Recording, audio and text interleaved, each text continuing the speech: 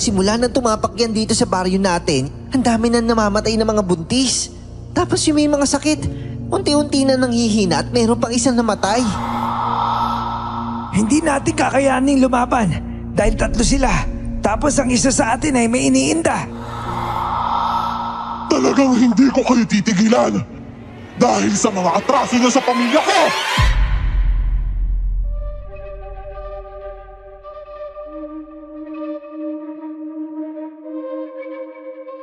Magandang araw po sa inyo, Miss Clar, at sa buong team ng channel na ito. Hanggang ngayon, hindi pa rin ako makapaniwalang isinusulat ko ang kwentong ito para ipadala sa inyo. Hindi naman po kasi ako maalam sa storytelling. Pero dahil avid listener po ako ng mga channel ninyo, eto na nga at isasalaysay ko na ang aking naging karanasan noon sa probinsya namin. Tungkol po ito sa isang kapitbahay naming lumilipad tuwing hating gabi. Ako nga po pala si Arnel. At ito ang aking kwento. Bago ko po simula ng istorya, huwag kalimutang mag-subscribe bilang suporta sa ating channel. Araw ng Sabado noon kaya nagpasya akong maglaro ng basketball kasama ang mga kaibigan ko. Nang may dumaang isang napakagandang babae sa gilid ng open court. Simple lang itong manamit. Pero dahil sa kutis niyang malaporsilana, talagang mapapalingon ang kahit na sino. Para kasi siyang diwata na nagliliwanag sa sikat ng araw. Aray ko, Reynaldo, ano ba? Ba't ka naman nangungurot? Ang sakit ha? Paano ba naman kasi? Nakakaselos ka na ha? Gandang-ganda ka sa babaeng yun, mas maganda pa nga ako sa kanya. Saka anong Reynaldo? Reyna na lang kasi Arnel. Ang haba-haba na Reynaldo Ang bandot pakinggan. Ito mahimik ka nga Reynaldo. Hindi ako nagagandahan sa kanya no. Saka may bagong salta na naman. Ay nako, Reyna nga kasi. Pero oo na nga lang. Saka teka, ano bang problema mo sa bagong salta ha? Wala naman. Nagtataka lang kasi ako kasi liblib na tong baryo pero dinadayo pa rin. Kasi nga po, tahimik at sariwa yung hangin. Maliwalas yung kapaligiran, nakaka-relax. Kaya huwag ka na magtaka kung dito nila pinipiling tumira. Oo na. Ang dami pa sinasabi. Oh, nasaan na yun? Sino? Yung babae sinusundan mo ng tingin kanina? Ay nako, wala na. Kaya maglaro ka na lang ulit ng basketball. Hinihintay ka na ng mga tropa pips mo.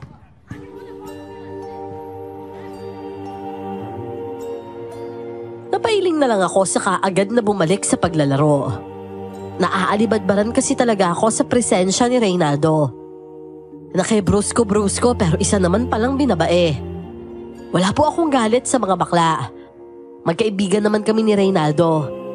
Kaso nga lang, naglaylo ako nung umamin siyang may gusto raw siya sa akin.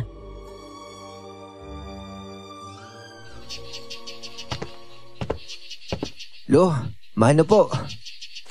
Oh, Arnel, mabutit nandito ka na. Ito nga pala si Natisay tsaka yung kapatid niya, si Uno. Mga bagong kapitbahay natin. Magandang hapon sa'yo. Naku, mas maganda ka pa sa hapon. Ha? Ang sabi ko baka gusto niyo magmerienda. Naku, nakakahiya naman. Ate naman, huwag na tayo mahiya. Siya naman po yung nagyaya Saka gutom na rin po ako. Shh! Ikaw talaga?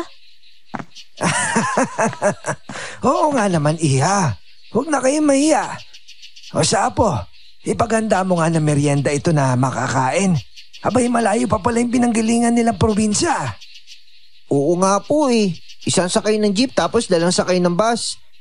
Ang sakit na nga po ng puwet ko kasi lagpas 5 oras din po yung biyahe, no? Abay, ang layo nga, ano? Pero hayaan mo na't mapapawi din yan mamaya kapag nakakain na.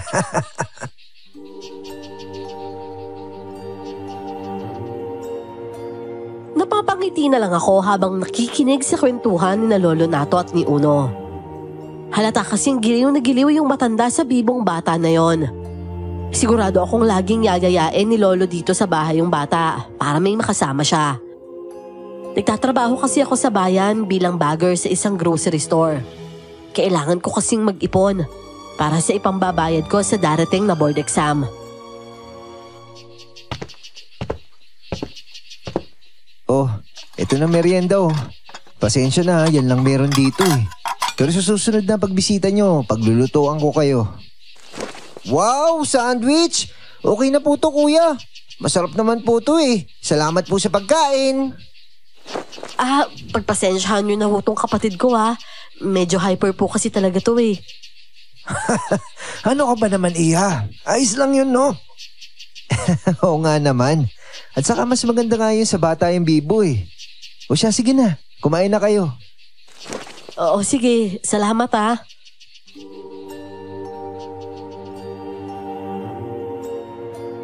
Napakaganda talaga ni Tisay. Bagay talaga sa kanya ang palayaw na yon. Kahit sino nga sa mga kababaryo namin, lalo na ang mga kalalakihan ay napapasunod talaga ang mga tingin sa kanya. Pero taliwas naman ang nararamdaman ng mga kababaihan. Madalas kasi, kapag papasok ako sa trabaho, nauulinigan kong pinupulutan nila ng chismis yung babae. Kahit ilan sa mga sinasabi nila ay wala namang katotohanan. Kaya naman nang may dumapong animoy sakit sa baryo namin, siya kaagad ang sinisi ng mga taong may lihim na inggit sa kanya.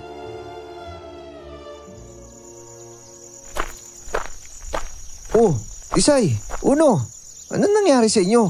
Bakit naman kayo puro pisang hilaw na itlog? Alam sa inyo tuloy. Naku, wala to. Natabig lang namin yung isang tangkas ng tray na puro itlog kaya kami ganito. Hindi po totoo yun.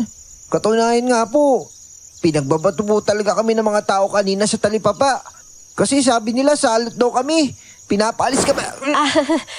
Wag mo na lang pansinin to kapatid ko. O sige uwi na kami. Mukhang papasok ka pa yata sa trabaho eh.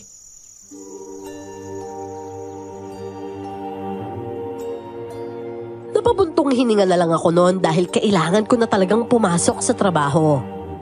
Pero kinagabihan pag uwi ko, may nadaanan naman akong isang bahay kung saan may nag-uumpukang mga tao.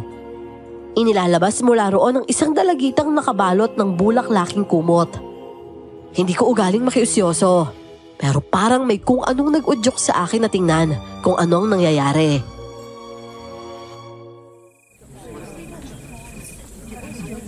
Oh, Arnel, kauuwi mo lang ba galing trabaho? Opo, Aling Sita. Ano po ba nangyari sa kanya? Alam mo naman siguro yung mga balay-balita tungkol sa pagkakasakit ng mga kababaryo natin, hindi ba? Isa yung dalagitang yan sa kinapitan ng kamalasan na dulot ng magkapatid na bagong salta na yon. Bah, grabe naman ho kayo dun sa magkapatid. Di naman ho siguro. Saka mababait naman po sila eh.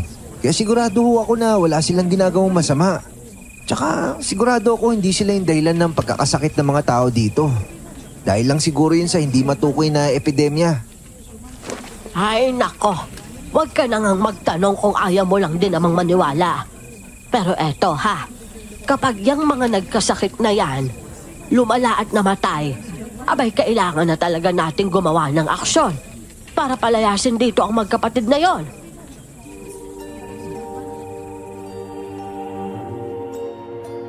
Hindi na lang ako sumagot para hindi na humaba pa ang diskusyon. Nagsialisa naman kaagad ang mga tao nang umalis na ang mag-asawa para dalhin sa ospital ang naghihingalong anak. Lahat sila, sinisisi ang magkapatid na Tisay at Uno. 7:00 pa lang naman noon ng gabi, kaya naman pumunta ako kina Tisay para kumustahin ang lagay nila. Nagdala na rin ako ng adobong sitaw para pandagdag sa ulam nila. Tao po. Tisay, si Arnel ito. Oh, gabi na. Ano naman ginagawa mo dito? Magandang gabi po, Kuya Arnel. Oh, buti pa tong kapatid mo, bumabati. Ikaw, para kang mananakmal eh. Pasensya ka na. Ano ba kasing ginagawa mo dito ng ganitong oras? Dapat nagpapahinga ka na. May trabaho ka pa bukas, di ba? Kasi naisip ko lang naman na dalahan kayo ng ulam. Naparami kasi yung luto ko eh. Wow! Tama-tama! Hindi pa po kami kumakain ni ate. Ay, nagabala ka pa. O sige na, pasok ka muna.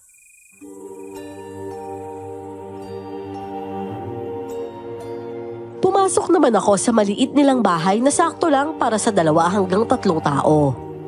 Walang kwarto roon dahil para lang yung kubo. May maliit na higaan kakasya ang 2 tao at may maliit na lamesa. 2 upuan at saka maliit na lababo. Inilapag ko naman sa lamesa ang 2 kong maliit na Tupperware na may lamang ulam. Kuya Arnel, ikaw po nagluto niyan? Oo naman. Mahina na kasi yung tuhod ni Lolo Nato at hindi na makatayo ng matagal. Kaya ako talaga yung nagluluto ng mga pagkain namin lagi. Sandali lang isasalin ko lang to. O sige lang, Tisay. Hindi naman ako nagmamadali eh. Kung hindi ka nagmamadali, pwes ako, oo. Anong oras na kasi Kailangan ng matulog ng kapatid ko. Hindi pa nga raw kayo kumakain, di ba? Tapos matutulugin mo na? Oo nga po, ate. Bakit mo ba tinataboy si Kuya Arnel? Mukhang hindi naman siya masama katulad ng mga tao sa talipapa eh. Yun na nga, Uno Hindi siya masama pero baka madamay pa siya sa gulo natin. Ayoko nang mandamay ng ibang tao, no? Kaya hanggat maaari, ayoko nakikipagkaibigan sa kahit na sino. Kasi kung hindi sila madadamay, baka sa huli sila pa yung manlaglag sa atin. Bah, grabe naman parinig yan Hindi naman akong ganun tao, no? At saka, ano ba kasing dahilan kung ba't kayo napadpad dito sa baryo namin? Gusto lang namin ng tahimik na buhay, Arnel. Masyado na kasing magulo yung buhay namin doon sa pinanggalingan namin Nakakapagod. At saka, gusto ko ng normal na buhay para sa kapatid ko. Yung mga ganyang edad, dapat naglalaro pa siya sa labas katulad ng ibang mga bata. Tsaka dapat nag-aaral din siya.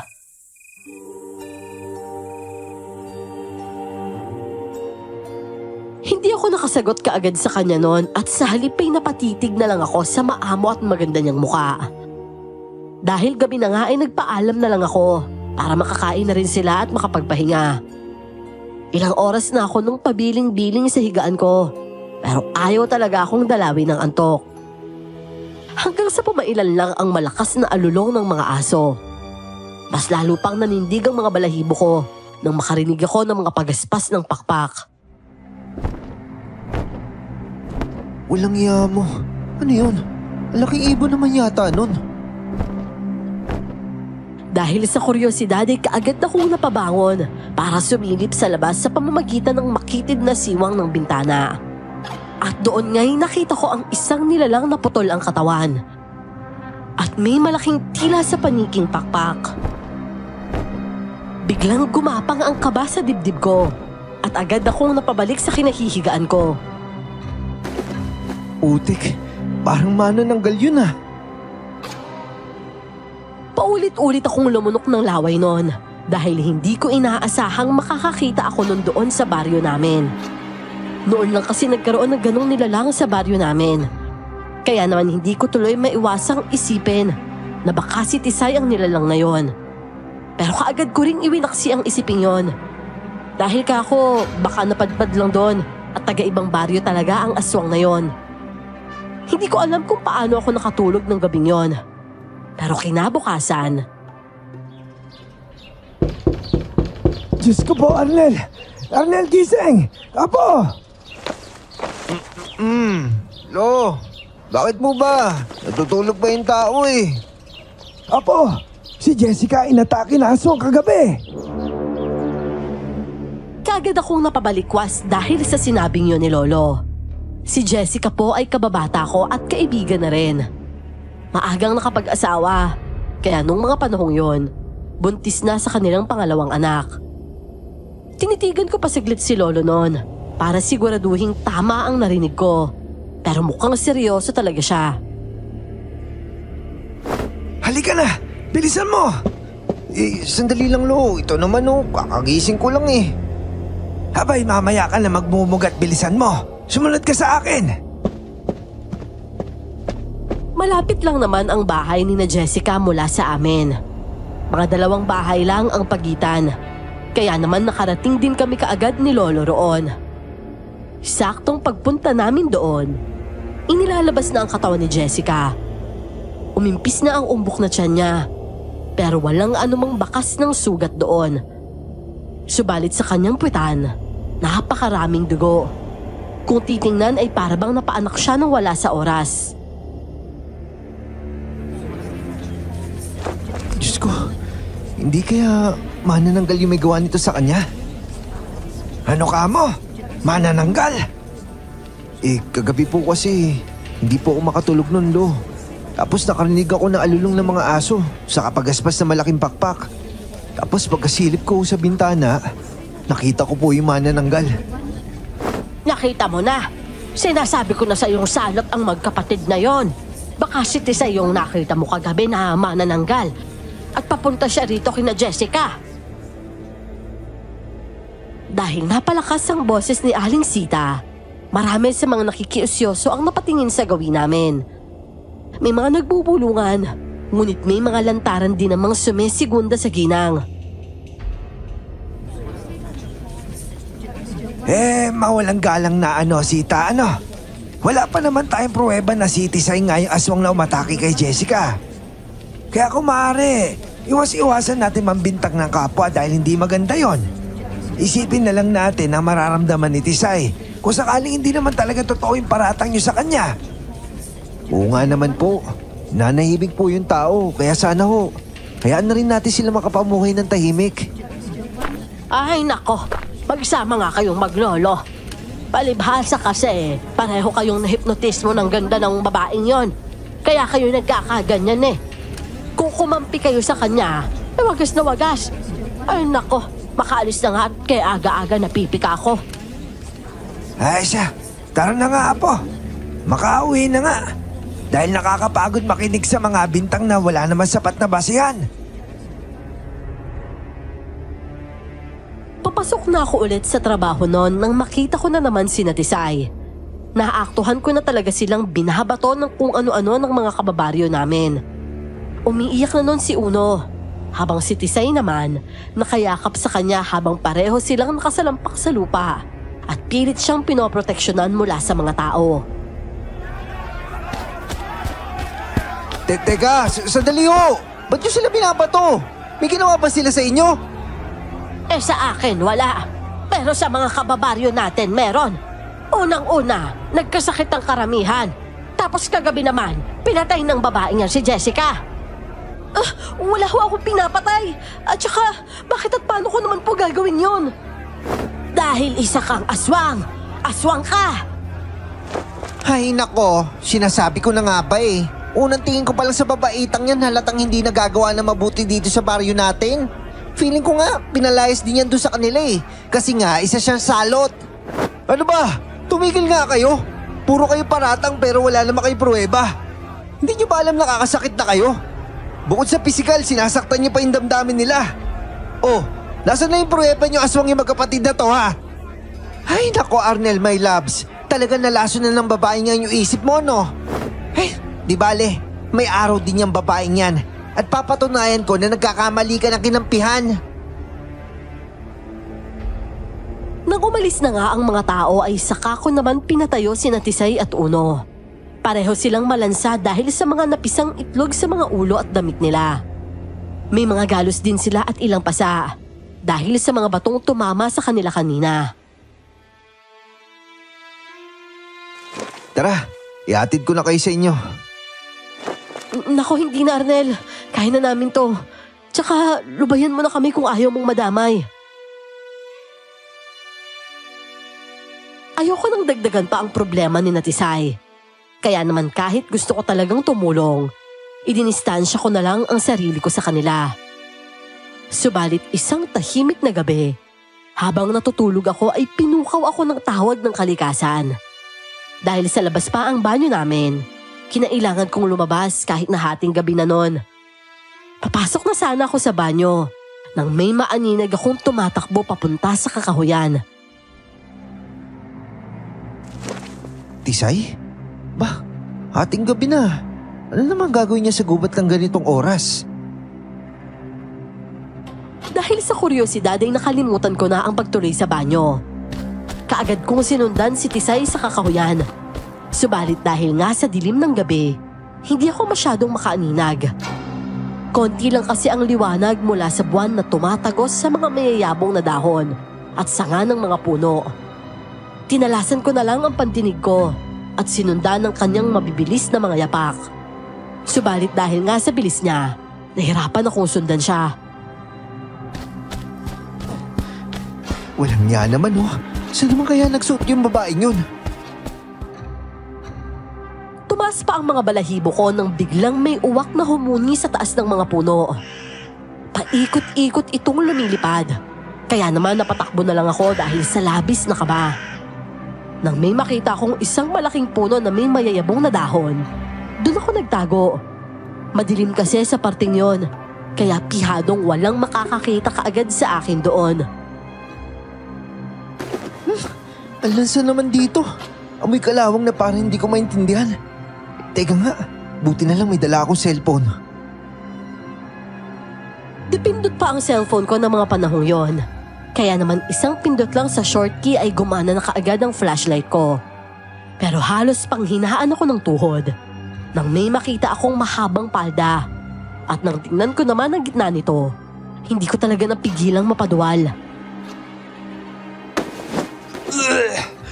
Puti! Putol na katawan! Diyos ko! Mas lalo pa akong nasuka nang makita ang gitna nun. Kitang-kita ko kasi ang mga bitukang parang gumagalaw-galaw pa.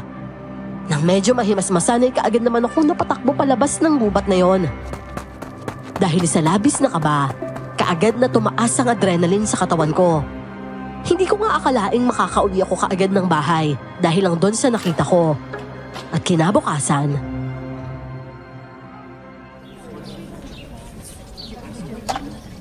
Oh, ano daw nangyari kay Aling Romina? Ano pa? Di na biktima naman ng gal. Nako, ayaw mo kasi maniwala na yung babaeng yun talaga yung salarin. Kaya tignan mo yan oh, panibagong biktima na naman. oo nga naman, kawawa talaga si Gary. Nawala na nga ng anak nawalan pa ng asawa.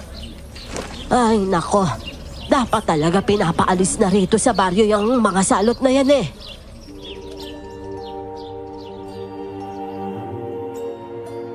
Buong araw ay hindi mawala-wala sa isip ko yung nakita ko kagabi sa gitna ng gubat.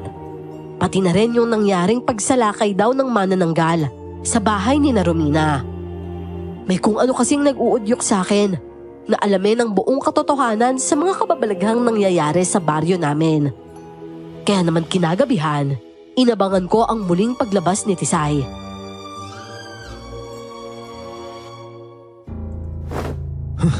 Huli ka ngayon. Magkakaalaman din tayo kung ikaw nga yung aswang na nambibiktima dito sa baryo. Kumuha ako ng maraming asin sa kabawang at isinilid yon sa bag na gawa sa katsa ng harina. Hindi pa ako kailanman nakakaengkwentro ng aswang. Pero base sa mga napapanood ko sa TV at naririnig ko sa mga matatanda, mabisa raw na pangontra ang mga ito laban sa aswang. May kabaman ay pinilit ko na lang natatagan ang loob ko. Alang-alang sa mga taong maaaring biktimahin ng aswang na yon. Nakita ko na naman siyang pumasok sa gubat, kaya naman sinundan ko na naman siya. Buisit na yan. Aswang yata talaga yung babaeng yun Ang bilis tumakbo Sige, doon na lang ulit ako pupunta sa malaking puno. Baka sakaling doon niya ulit itago yung kalahati ng katawan niya At hindi nga ako nagkamali. Naroon nga ulit ang kalahati ng katawan ng manananggal. Pero katulad ng nangyari kagabi, muli na naman akong naduwal dahil sa itsura ng mga bitukang nagsisigalawan. Maya-maya pa, bigla na lamang akong may narinig na mga pagaspas sa taas ng puno. Umatras ako at dumikit sa katawan ng puno. Subalit natabig ko ang kaputol na katawan. At paglingon ko sa harapan, naroon na ang nilalang na may malaking itim na pakpak na animoy sa paniki.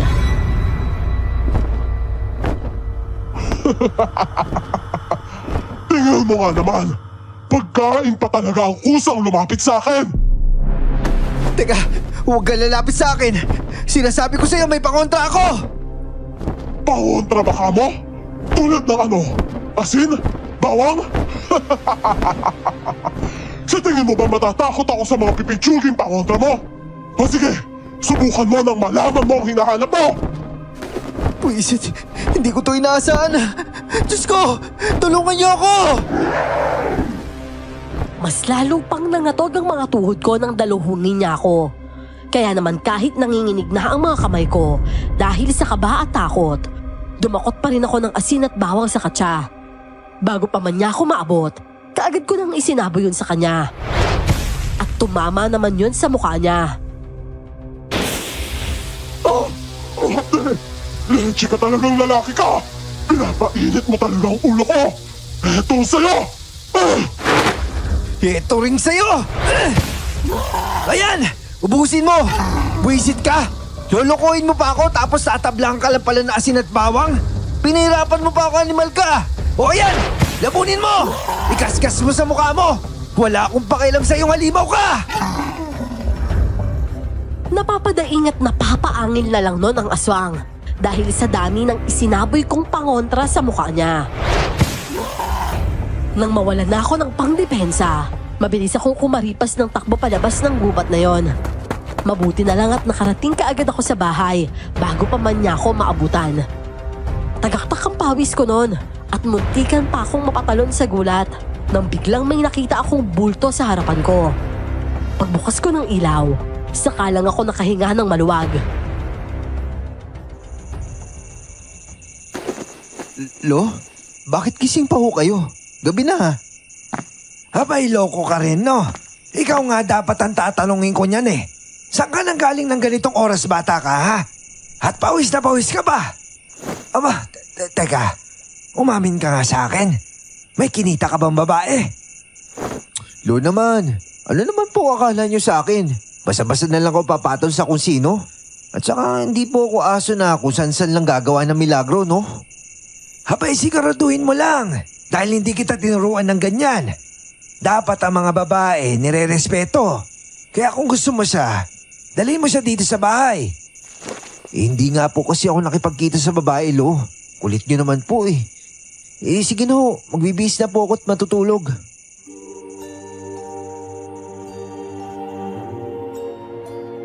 Nang sumunod na araw ay walang napabalitang pag-atake ng aswang.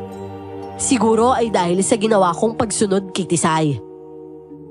At dahil nalaman niyang alam ko na kung saan niya tinatago ang kalahati ng katawan niya, sigurado akong sa ibang lugar niya naman yun itatago kinagabihan.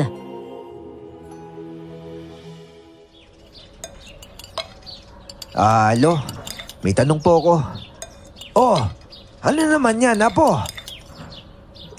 Alam niyo po ba kung paano makapatay ng isang manananggal? Abay, manananggal ba ka mo? Bakit mo naman naitanong yan? Lo, maniniwala po ba kayo kung sasabihin kong nakakita po ako ng manananggal? Nawala ang ngisi sa mukha ni Lolo noon at kagyat na naging seryoso ang ekspresyon. Ako naman, nakaabang lang sa kung ano man ang sasabihin niya. Inilapag niya ang mga kubyerto sa plato at saka pinagsalikop ang mga kamay sa ilalim ng kanyang baba. Abay, sigurado ka bang kakayanin mo kalabanin yung manananggal na yon? Lo, alang-alang po sa kababaryo natin. Nakahanda po akong gawin yun. Kahit natatakot po ako pero gusto ko po talagang tumulong. O siya, kapag nakita mo ang kalahati ng katawan ng manananggal, lagyan mo ng asin o bawang, kahit na holy water. Kahit alin dyan ang gamitin mo ay magagawa nun matalo ang aswang na yon dahil hindi niya magagawa pa makabalik sa katawan niya. At kapag dumating na ang bukang liwayway, ay unti-unti na siyang mauubos at mamamatay. Ganun lang po pala kadali matali yung manananggal, no? Pero maiba ako. Yung paglabas mo kagabi, yun ba ay dahil sinundan mo yung manananggal? Hindi ho. Si Tisay po yung sinundan ko. Ngunit iba ang ekspresyong inaasahan ko nun kay Lolo. Imbis kasi na magulat, para bang baliwala lang sa kanya ang mga sinabi ko. Kaya naman hindi ko na talagang maiwasang mag-isip na baka may alam talaga si Lolo sa mga nangyayari sa baryo namin. Pero imbis na kumprontahin siya, tinapos ko na lang ang pagkain ko. Mabuti na lang at day off ko ng araw na yon. Kaya naman may oras pa ako na maghanda. Kinagabihan, inabangan ko naman si Tisay sa paglabas niya.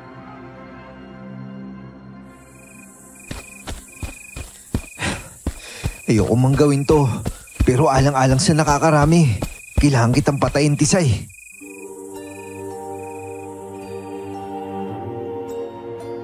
Pinilit kong bilisan ang pagsunod kay Tisay noon. Alam ko kasing sa ibang lugar na niya iiwan ang kalahati ng katawan niya. At hindi nga ako nagkamali. Bigla kasi siyang lumiko sa kaliwa at sa dulong bahagi noon, isang malaking puno ng balete. Mas masukal ang bahaging yon, kaya naman mas nag-ingat ako. Pero hindi pa man ako nakakarating sa balete, kaagad na akong nakarinig ng mga pagaspas ng pakpak na papalayo. Sinigurado ko munang makakalayo na siya bago ko hinanap ang kalahati ng katawan niya. Sinasabi ko na nga ba eh. Ngayon, tignan natin kung makabalik ka pa sa katawan mo pagkatapos ng gagawin ko. Sayang, napakaganda mo pa naman tapos isa pa lang aswang.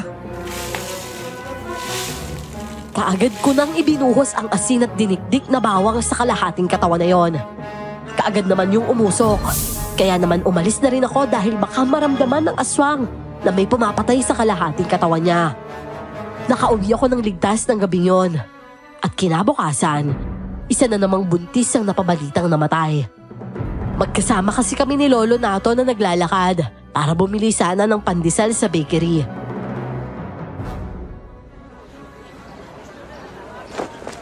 Ay nako, buwisit naman na ng galyan. O ano, Arnel? Kakampi ka pa rin sa babaeng yun? Ayan na nga oh. Nakalatag na sa harapan mo yung ebidensya.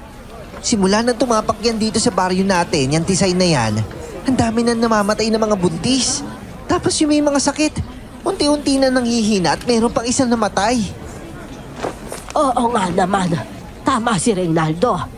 Hihintahin pa ba nating lumala pa ang sitwasyon ng baryo bago tayo umaksyon? Paalisin na natin dito yung magkapatid na salot na yan. Basta, gagawa tayo ng aksyon kapag may matibay na tayong pruweba. Kailangan maaktuhan natin siya na siya nga yung pumapatay ng mga buntis dito sa baryo natin. Saka lang tayo kikilos kapag sigurado na talaga tayo. Asos! Ang sabihin mo ay kinakampihan mo lang siya dahil maganda. O baka naman nagayuma ka na ng babaeng yon. Abay, mag-iingat ka, Nato. Ay, wala akong kinakampihan, Leti. Ang gusto ko lang naman maging patas tayo. Wala tayong matibay na ebidensya. Kaya anong gagawin? Siyempre, maghahanap tayo ng ebidensya na magpapatunay na siya nga yung aswang na gumagala dito sa atin. Gusto ko pa sanang sumabat noon dahil nga kilala ko naman kung sino talaga ang hinahanap naming aswang. Pero hahayaan ko na lang na sila mismo ang makatuklas para sa ikatatahimik ng lahat. Pero laking pagtataka ko naman nang pagsakay ko ng tricycle papuntang bayan ay namataan ko sina Tisay at Uno na naglalakad papunta sa talipapa. Teka Manong, sandali lang. Bababa po muna ako. May nakalimutan pala ako sa bahay. Pagkababa ko ng tricycle ay kaagad akong tumawid at tumakbo para habulin sina Tisay. Nang maabutan ko na nga sila, kaagad ko siyang hinawakan sa braso para pigilan siya sa paglalakad. Nagulat siya sa ginawa ko at saka tumingin ng masama sa akin. Ay, Diyos ko! Ano ka ba naman, Arnel? Huwag ka nga basta-basta nang hahawak. Nakakabastos ka. Buhay ka? Ha? Ay, hindi. Picture ko lang to. Hindi ba obvious? Pero ano ka ba talaga, Tisay? Alam mo ikaw, hindi ko na talaga alam kung bulag ka ba talaga o sadyang engot ka lang. Hindi mo ba nakikita? Sa tingin mo ba ano ako? Sabi ka nga sa akin, kagabi nakita kita. Pumasok ka sa kakahuyan. Oh, tapos? Dumiretso ka dun sa malaking puno ng balete, tapos...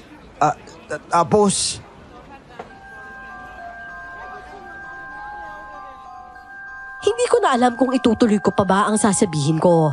Dahil maging si Uno, nakatingin din sa akin. Hindi ko alam kung alam ba niyang isang aswang ang ate niya. Kaya kailangan kong mag-ingat sa mga sasabihin ko. Ay, ano ba Arnel? Wala ka bang pasok? Anong oras na Alam mo, Tisay, hindi ko talaga maintindihan kung paano ka pa nabuhay. Pinatay ko na yung kalahati ng katawan mo eh. Alam mo, nakakatawa ka. Kung makikita mo lang yung mukha mo, sigurado ako pati ikaw matatawa rin eh. Pumasok ka na nga. At kung gusto mo akong makilala, pumunta ka sa bahay. Mamayang gabi. Yun eh kung matapang ka.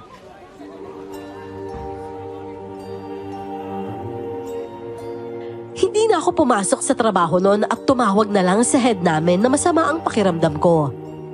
Pero ang totoo, pinag-iisipan ko talaga kung pupunta ba ako kina Tisay o pipirmi na lang sa loob ng bahay namin. Kung saan sigurado akong ligtas ako. At sa huli ay mas pinili ko na lang na matulog. Kinabukasan, maaga pa akong gumising para pumasok. Nag-focus ako sa trabaho noon para maiwaksi na sa isip ko ang mga nangyari nung nakaraang gabi. Pag uwi ko naman kinagabihan, panibagong balita na naman ang sumalubong sa akin.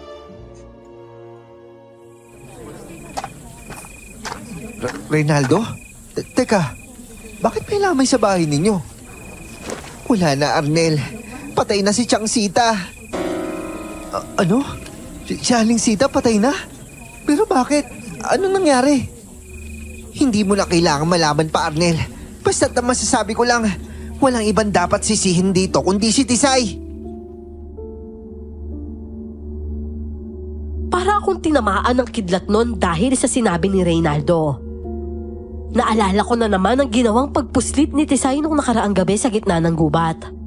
At dahil nga mahimbing ang tulog ko kagabi, hindi ko na naman siya nasundan. Kaya naman pag uwi ay kaagad kong kinausap si Lolo tungkol sa nangyari kay Aling Sita.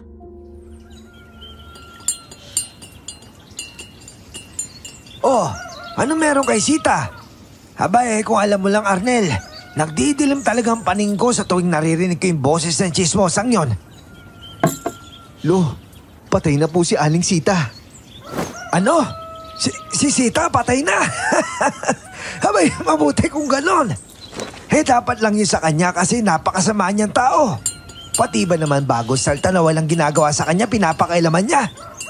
Mabuti pa nga yung si Tisay at marunong makisama. Hindi katulad niya. Lo, huwag naman po kayo ganyan. Namatay na nga po yung tao eh. Pero ito lang ang sasabihin ko sa'yo. Walang kasalanan sila Tisay sa nangyari sa mga kababaryo natin. At yun nangyari kay Sita, siya yung may kasalanan noon.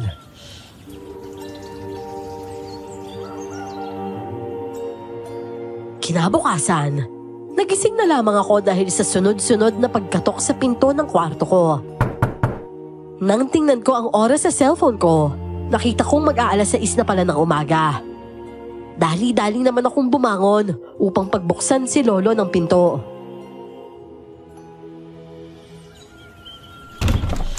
Abay, ano ba? Hindi ka na naman ba nag-set ng alarm mo? Opening nga shift mo ngayon sa grocery, hindi ba? Abay, meron ka na lang ilang minuto para mag-asikaso. Ito na nga po, Lo eh. Binibilisan ko na ho. Siya. Pagkabihis mo, mag-almusal ka muna. May sopas dito sa katinapay. Sopas ho? May nagtitinda pala na sopas dito? Teka lang ho. Magbibihis lang po ako tapos titikman ko yan. Hindi. Walang nagtitinda dito. Bigayan ni Tisay.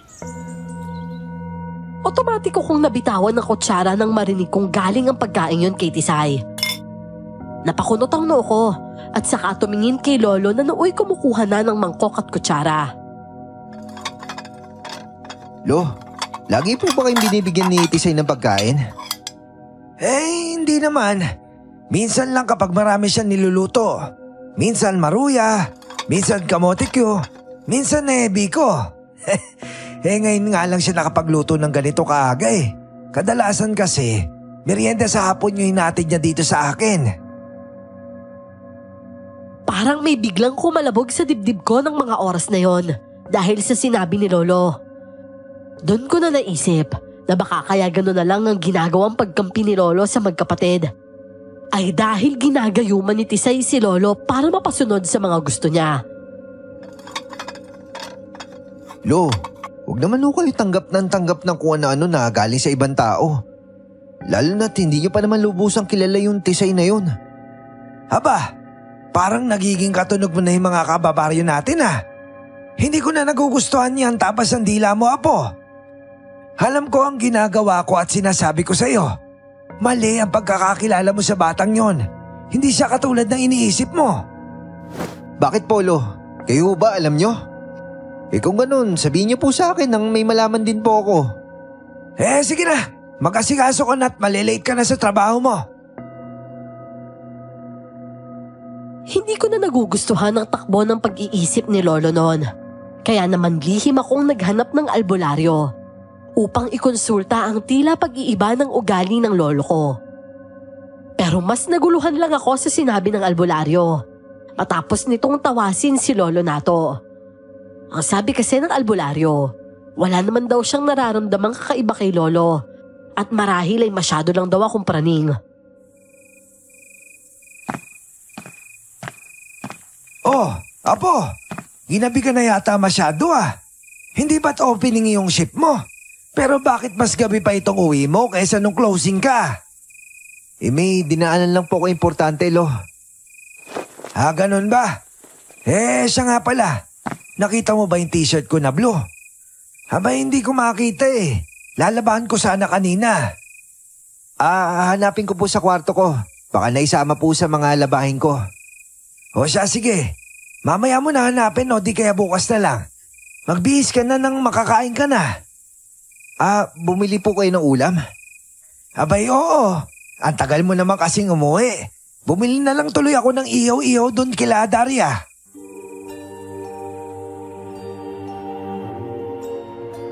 Dahil nga pagod na pagod ako ng gabing yon, kaagad naman akong nakatulog. At kinabukasan, himalang walang bagong balita na namatay o naaswang. Nakahinga naman ako ng maluwag dahil akala ko magiging tuloy-tuloy na ang hindi pamimeste ng aswang na yon sa baryo namin. Pero kinabukasan, paalis na sana ako noon papunta sa trabaho. Nang paglabas ko sa pinto, nakita ko sina Tisay at Uno sa tindahan ni Lolo. Ay nako, grabe na talaga yung panahon ngayon. Lahat talaga gagawin para makapambiktima lang. Ha? Sino namang tinutukoy mo? Bakit? Natamaan ka ba?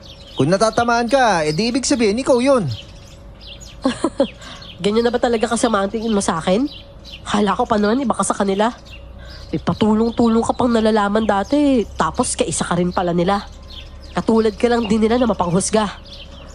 Hoy Apo, ano ba naman yung pinagsasabi mo? Nakakabastos ka na. Ay, maaga pa holo. Mamaya ko na kayo sasagutin pag-uwi ko. Ayoko sirain yung araw ko dahil sa pakikipagsagutan sa inyo. Alis na po ako. Ate, akala ko po ba mabait si Kuya Arnel? Dinalahan pa nga niya tayo ng ulam noong nakaraang gabi, di ba? Ewan ko ba sa lalaking yan? Nung isang araw, ang bait-bait niya. Tapos ngayon, hindi na.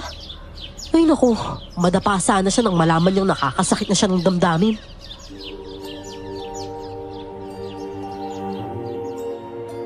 Dahil sa sinabing yon ni Tisay ay para bang nag-slow motion ang lahat. Napatid ako sa nakausling bato at hindi ko na nakontrol ang balanse ko hanggang sa tuluyan na nga ako lumagapak sa lupa. Lumikha ng tunog ang pagbagsak ko, dahilan para mapalingon silang tatlo sa akin.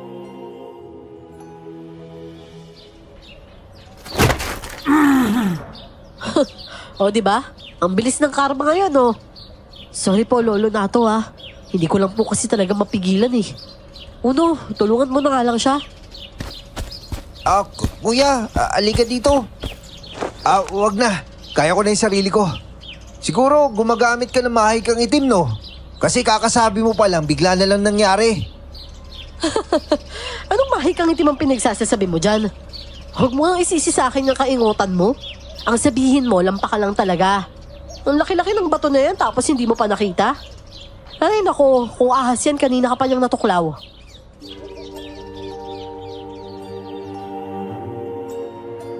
Napapailing na lang nun si Lolo na para bang disappointed siya sa akin. Umagang-umaga tuloy ay bad trip ako na pumasok sa trabaho.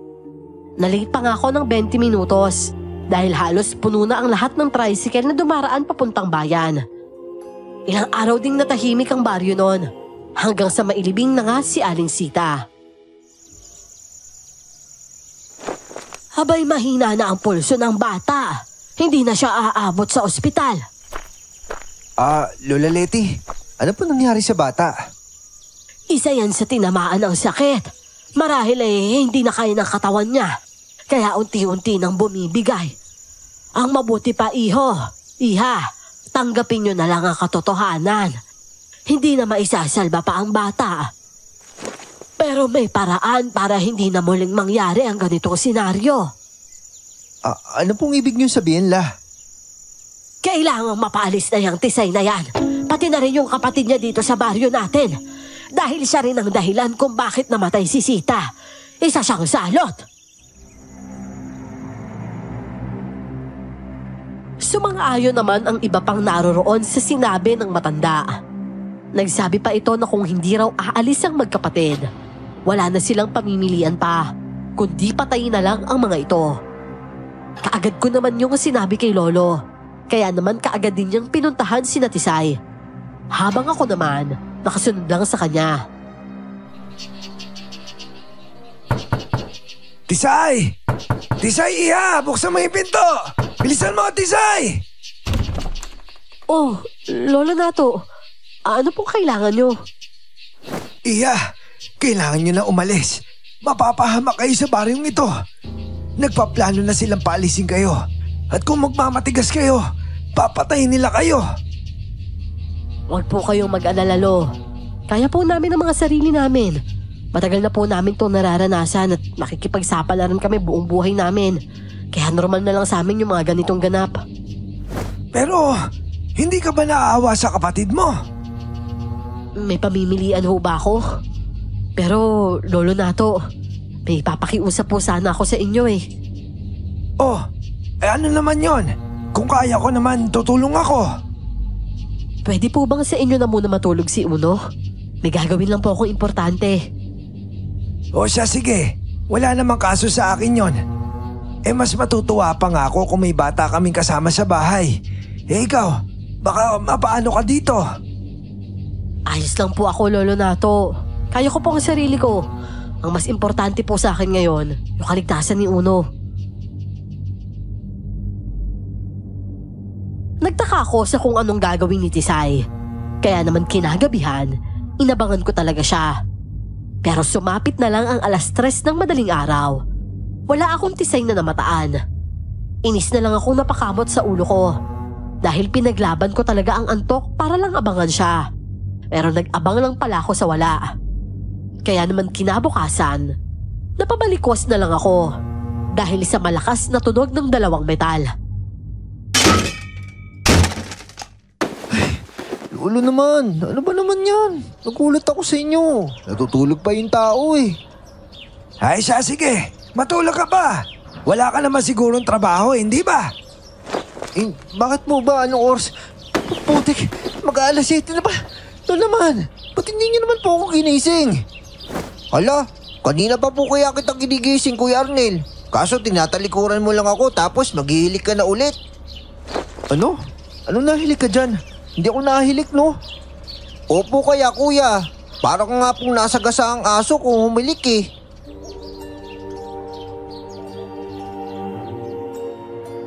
Napailing na lang ako sa kadali-daling lumabas ng kwarto upang mag-asikaso. Mabuti na lang, mabilis akong kumilos. Kaya sa kabutihang palad ay hindi naman ako na-late sa trabaho.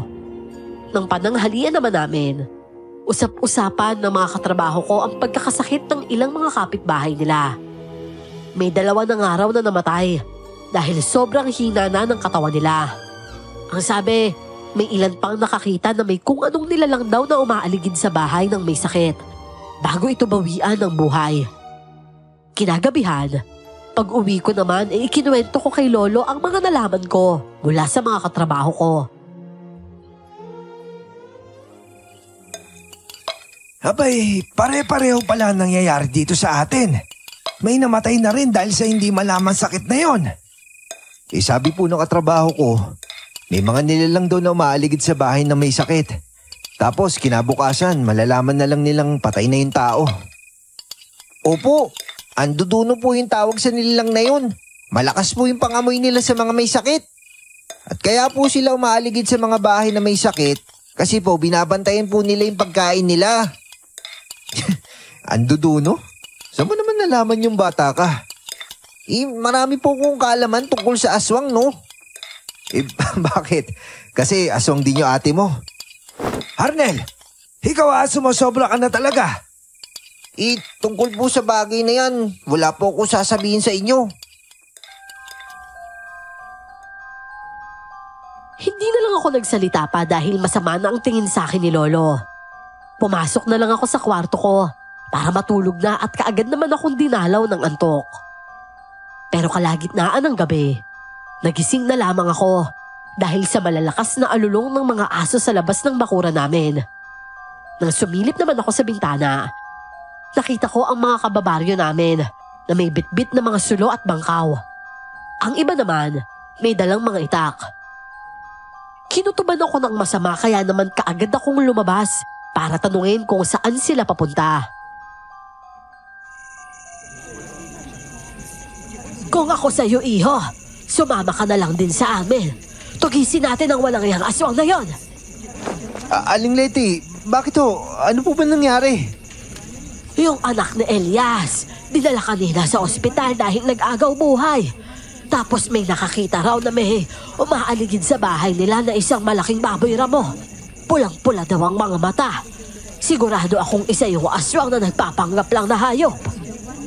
Oh, saan naman ho kayo pupunta? Abahe, saan pa ba? Ay di sa bahay ng tisay na yon.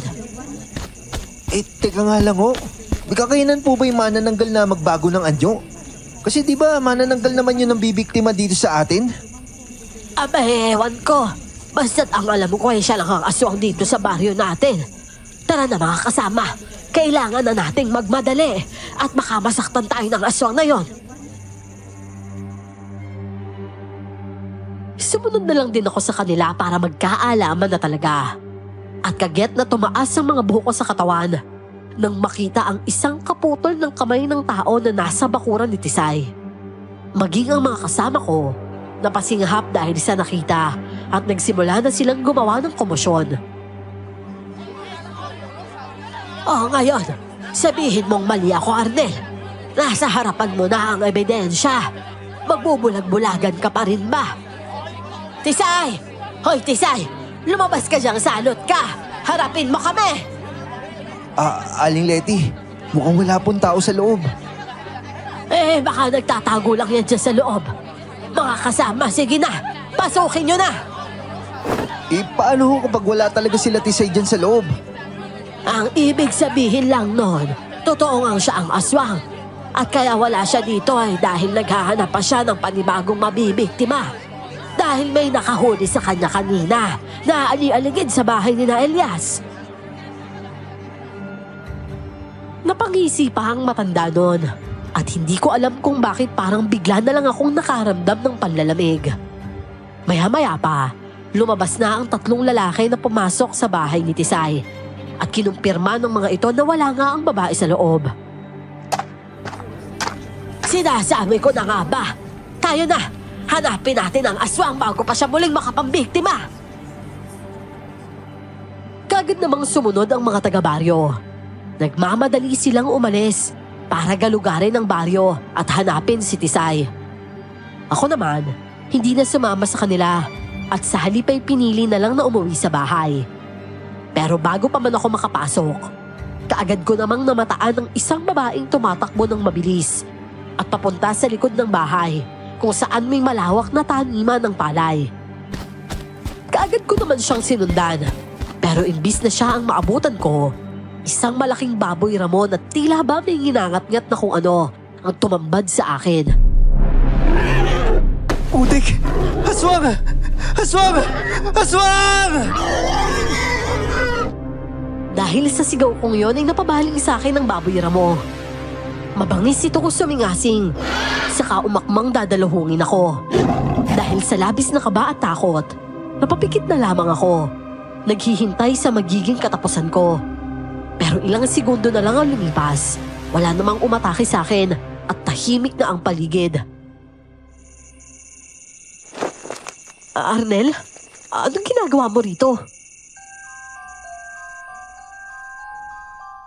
Pagmulat ko ay nakita ko si Tisay na tila may pinapahid sa gilid ng labi niya. Napakuyom ang kamao ko dahil para yung dugo. Kahit pamalamlam na liwanag lang ng buwan ng tanglaw ko noon, alam kong dugo yon. Kagad akong napatayo at saka sininghala ng babae. Ano ka ba talaga, Tisay? Anong klaseng aswang ka? Noong nakaraan manananggal, tapos ngayon naman baboy ramo. Wala akong sasabihin sa'yo, Arnel. Labas ka rito kaya umuwi ka na. Hindi ako uuwi hanggat hindi mo sinasabi sa akin kung bakit mo ginagawa ang lahat ng to. Gusto mo talagang malaman? Bakit hindi mo buksan yung mga mata mo? Nagiging bulag ka sa galaw ng mga taong nakapaligid sa'yo dahil nasa akin ang buong atensyon mo. Teka, anong ibig mo sabihin? Sa tingin mo, bakit buhay pa ako hanggang ngayon kung ako yung manananggal na sinasabi mo? Napatiimbagang ako dahil sa tanong na yun ni Tisay. Hindi ko kasi alam kung anong sasabihin ko. Gayong inakala ko talaga na isa siyang manananggal. Pero may punto siya. Kung siya nga talaga ang manananggal na tinugis ko noon, imposibleng makaligtas pa siya. Oh, bakit hindi ka makasagot? Nalulod mo na ba yung dila mo? O napagtanto mo nang hindi naman talaga ako ang aswang na yun? Sa palagay mo, bakit wala nang umaatake sa mga buntis ngayon? Kasi patay na yung totoong manananggal. At ngayon napatunayan mo nga hindi nga ako yun. Siguro naman lulubayan mo na ako. Baka nga hindi ikaw yung manananggal dahil ikaw yung baboy ramo. Alam mo, Arnel, umuwi ka na lang. Hindi ako uuwi. Pipigilan kita sa anumang binabalak mo. Pwes, nagkakamali ka ng pinipigilan. Biglang tumakbo si Tisay papunta sa mga kabahayan. Kaya naman wala na akong nagawa pa kundi habulin siya. Mabilis ang bawat yabag niya at namamangha ako dahil hindi yun lumilikha ng kahit na anong tunog. Samantalang ako, para nang nakikipagkarerahan sa kabayo dahil sa bigat ng mga paa ko. Pero tulad ng laging nangyayari, hindi ko na naman siya inabutan. Bagkus ay nakita ko ang isang baboy ramo na nasa silong ng isang kubo. May humihiyaw sa loob at maya-maya lang ay lumabas ang isang mama na may dalang itak. Kaagad namang umalis ang nilalang na nasa silong bago pa man makababa ng hagdan ang mama. Putik na yan. Hindi ko na talaga alam kung anong isipin ko. Napakagulo na dito. Kinabukasan, balitang-balita nga ang pagkamatay ng isang batang lalaki. Dun sa kubo kung saan ko nakita yung nilalang kagabi. Ibig sabihin, nabiktima niya talaga ito.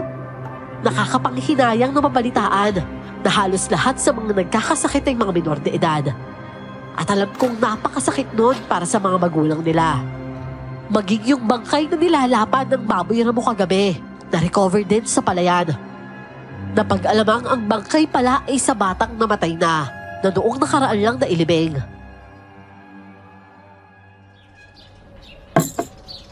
Ano ba naman yan? Weirdo naman na aswang na yun. Bagay pa talaga yung napagtripan niyang kainin. Iwag po kayo mag-alala, kuya. Malapit na matapos ang kababalaghan dito sa baryo. At kapag nangyari yun, aalis na rin po kami ni ate. Uno, sabihin mo sa ate mo umalis na kayo hanggat maaga pa. Dahil kapag nahuli siya ng mga taga-baryo, yari talaga siya. Siya yung tinuturong salarin sa mga patayan dito sa baryo. Kaya kung gusto niya pa mabuhay ka mo, mag-alsa balutan na kayo. Pero hindi pa po pwede, kuya. Hindi pwedeng umalis si ate hanggat hindi pa natatapos yung mission niya. Ano ba kasing mission yan, ha? Yan ba'y ubusin yung mga bata dito sa baryo? Oo. Anong ingay na naman yan naririnig ko, Arnel? Abay, pinapagalitan mo na naman ba itong si Uno? Hindi po, Lo. Pinapaalala ko lang sa kanya yung mga bagay na dapat niyang gawin. Ganun ba? O siya, sige. Mag-almusal na kayo.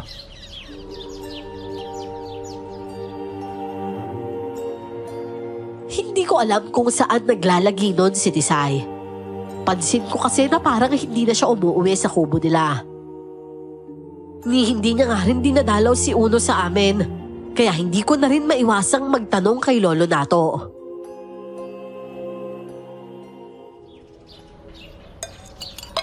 Lo, may balak pa ba yung babae niyo na balikan yung kapatid niya? 3 araw ko na siyang hindi nakikita dito sa baryo Bakit mo naman natanong? Saka wala namang kaso kung dumito naman itong si Uno, di ba? Mas maganda nga yun eh. At may nakakatuwang ako sa pagbabantay ng tindahan. Alam mo na, nananakit na yung mga tuhod ko sa kakatayo. Hindi naman hulo. Kaso, sabi niya kasi babalikan yung kapatid niya Baka umasa lang yung bata na babalikan pa siya pero ang totoo, hindi na pala. Apo, baka naman hindi ka nag-aalala para sa bata, kundi para sa puso mo.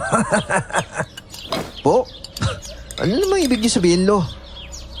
Nag-aalala lang naman po talaga ako para sa bata. Ay sos! Ang sabihin mo, nag-aalala kang hindi mo makikita si Tisay ulit. Kasi kahit na may ganyang hinala ka na aswang siya siya yung tinitibok ng puso mo. Napapatawa ba kayo, Lo? Kahit kailan, hindi po ako magkakagusto sa katulad niyang aswang. Hindi nga siya yung manananggal na yun pero siya naman yung aswang na nagpapanggap bilang baboy ramo. Aba, mas pangit yung itsura nun, no? Basta. Alam ko may agam-agam ka tungkol sa tunay na pagkatao ni Tisay. Pero sinasabi ko sa iyo, Apo, hindi siya masamang tao. Pero paano niyo nga po nalaman yun?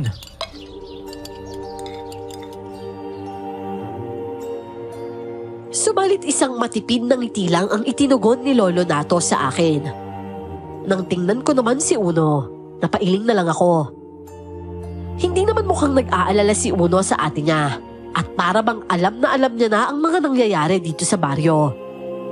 Dahil nga day off ako, pumunta ako sa basketball court, kinahaponan para makipaglaro. Isa kasi yung paraan ko ng pagtatanggal ng stress sa sistema ko.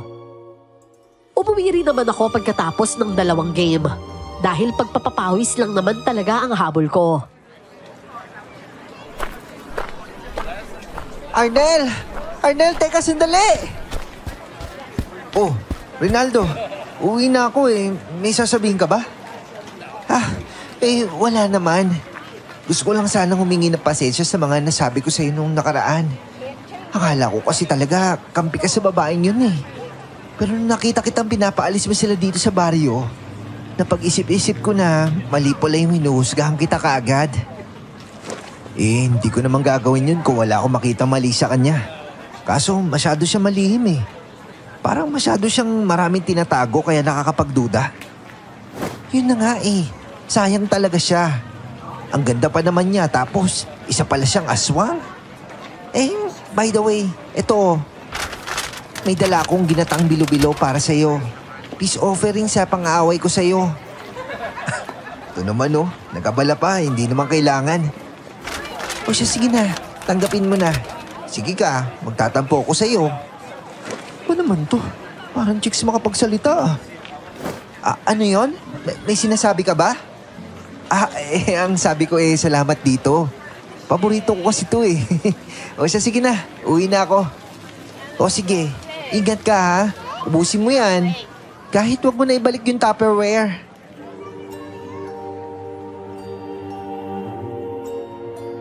Pagdating ko sa bahay, nakita ko agad si Uno na nagwawalis sa bakuran. Si Lola naman, nasa tindahan at inaasikaso ang customer. Didiretso na sana ako papasok sa bahay nang maalala kong may dala nga pala akong ginataang bilo-bilo. Uno, nagmerienda ka na? Opo. Binigyan po ako kanina ni Lolo Nato ng biskwit at saka Milo. May ginatang bilo-bilo ako dito. Kumakain ka ba nito? Opo, paborito ko po yan Masarap po magluto si Ate Tisay. Ah, talaga ba? O siya, halika. Samahan mo kong kainin to. Bawal kasi sa matamis si Lolo eh.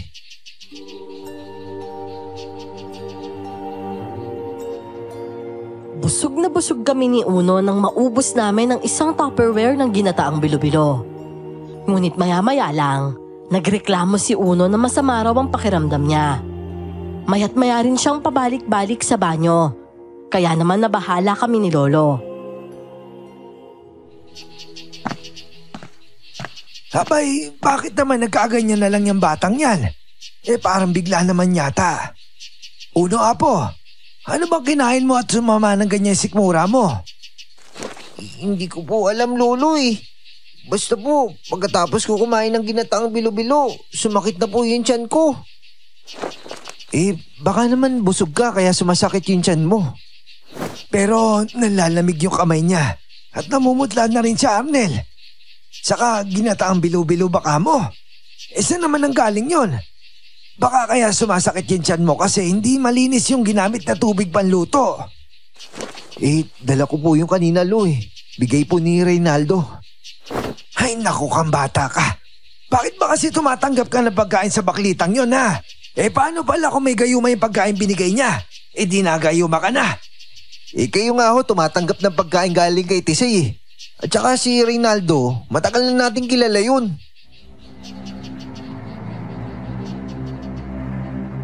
Natahimik si Lolo Nato sa sinabi ko dahil alam niyang may punto naman ako. Pero naisip ko rin naman ang posibilidad na baka may ginawa si Reynaldo sa pagkain kaya nagkaganon si Uno. Kaso nga lang, bakit ako ay hindi tinablan samantalang dalawa naman kaming kumain nun? Kaya naman pinakuha ko ni Lolo Nato ng maligamgam na tubig at lagyan ko daw ng konting asin. Kaagad naman akong sumunod dahil nga ang sama na talaga ng itsura ni Uno nun. Dahil nga ilang beses siyang nagpabalik-balik sa banyo, nanlata talaga siya at kaagading nakatulog. Kinagabihan, patulog na sana ako noon nang bigla naman akong makaramdam na para bang may nakadagan sa akin. Nahirapan akong huminga. Kaya naman pinukpok ko ang dingding para magising si Lolo na nasa kabilang kwarto lang natutulog kasama ni Uno. Arnel? Apo, ano nangyayari dyan? Bakit may mga kalabog ako naririnig? Lo, tulong! Tulong, Lo! Kahit na parang pinipiga na ang dibdib ko, pinilit ko pa rin magsalita. Hindi ko alam kung bakit ako nakakaramdam ng ganon. Para bang may sumasakal sa akin kahit na wala naman akong ibang kasama sa kwarto. Ilang saglit pa, dumating na rin si Lolo at kaagad na binuksan ang ilaw. Napapikit pa ako noon dahil sa pagkasilaw. Apo, ano nangyayari sa'yo? Lo, hindi po ako makahinga. Abay, Diyos ko naman. Ito na nga ba yung sinasabi ko eh. Teka lang, meron lang akong kukunin. Nangingilid na ang luha ko noon at sigurado akong pulang-pula na rin ang mukha ko. Habang hinihintay si Lolo na bumalik, nakarinig naman ako ng parang singasing ng mabangis na hayop sa labas ng kwarto ko. Hanggang sa pati si Uno ay napapadaing na rin sa kabilang kwarto. Oh, eto Arnel. Gamitin mo muna to para hindi ka mahirapan maghabol ng hininga. Halika, sumandal ka muna dito sa dingding. Teka muna. Si Uno, pupuntahan ko lang sandali. Hanggang sa ang mga singasing na naririnig ko kanina, lalong lumakas. Maya-maya pa ay may kumalabog na sa labas na animoy may bumabangga sa dingding ng bahay. Napipikit na lang ako ng mariinon at pilit na pinapakalma ang sarili ko. Nang makabawi na ako ng paghinga, kaagad naman akong naglakad papunta sa kwarto ni na Lolo Nato.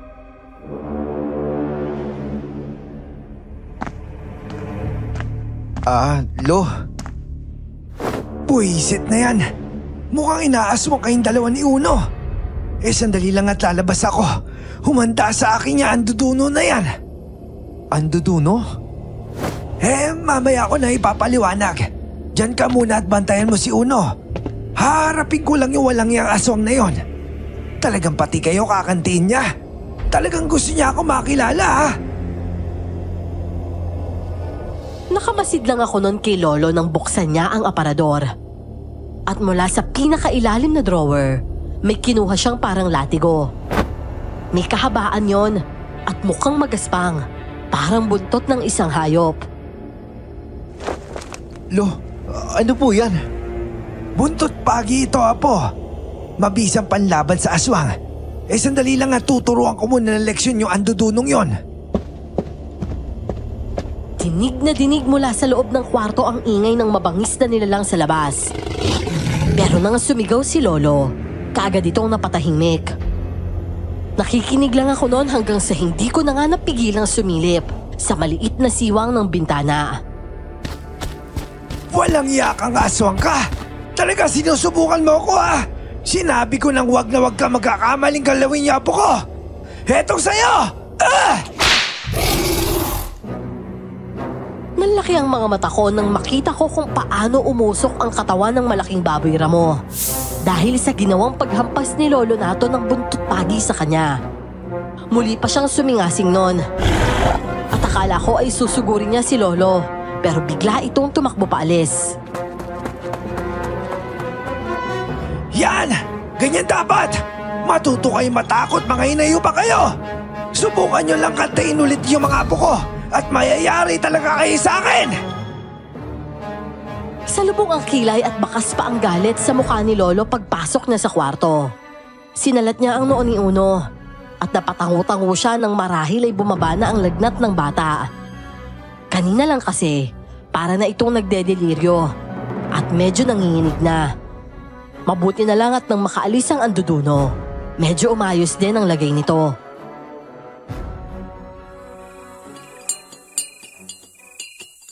Lo, paano niyo po nalaman ang duduno yun nilalang sa labas kanina? Apo, matanda na ako.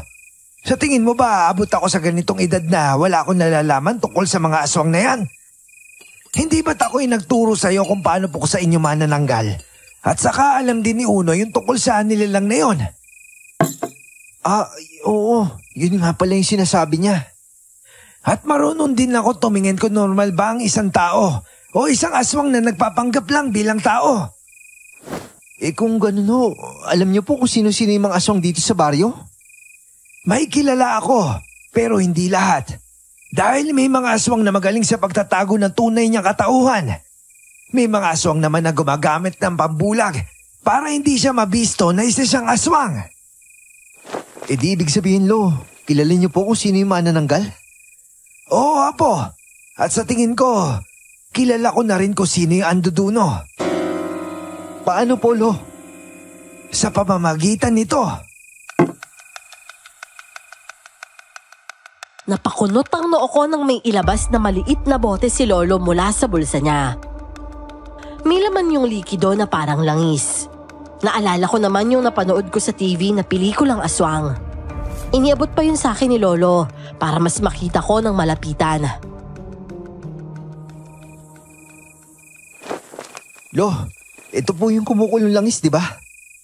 Oo, ang tawag dyan ay langis ng babala. Kapag kumukulo yan, ibig sabihin may aswang sa paligid.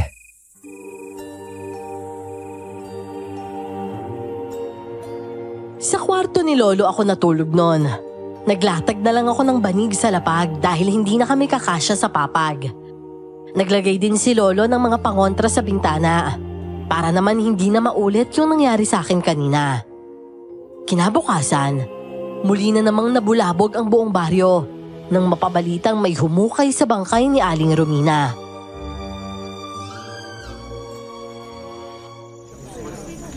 Walang yang anduduno na yan. Hindi talaga siya titigil hanggat wala siyang nakakain. Napakahayok ng animal na yon. Lolo, may alam po kung paraan kung paano mahuli natin yung anduduno. Ikaw talagang bata ka, ang dami mo nang alam ha. Saan mo ba napupulot yan? Kay ate po, hindi niya po kasi siya kilala eh. Hindi na ba masakit yan tiyan mo? Oo nga naman, Uno. Magpahinga ka muna at saka na natin isipin yung pangontra na yan. Ang mahalaga ay gumaling ka muna. Madali lang naman po yung gagawin eh. Kuya Arnel, may tinda bang hinog na langka sa talipapa? Hindi ko alam eh. Pero baka meron sa kapitbahay. O sige, hanap lang ako.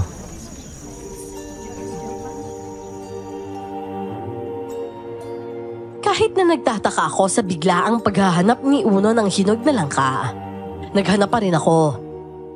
Swerte namang meron kinamanggari at binigay niya pa sa akin ng buo. Babayaran ko pa nga sana, pero tumanggi siya. Pagkuha ko nga nun, kaagad din akong umuwi dalang langka. Abay, ang laki naman yan. Hindi natin mauubos yan.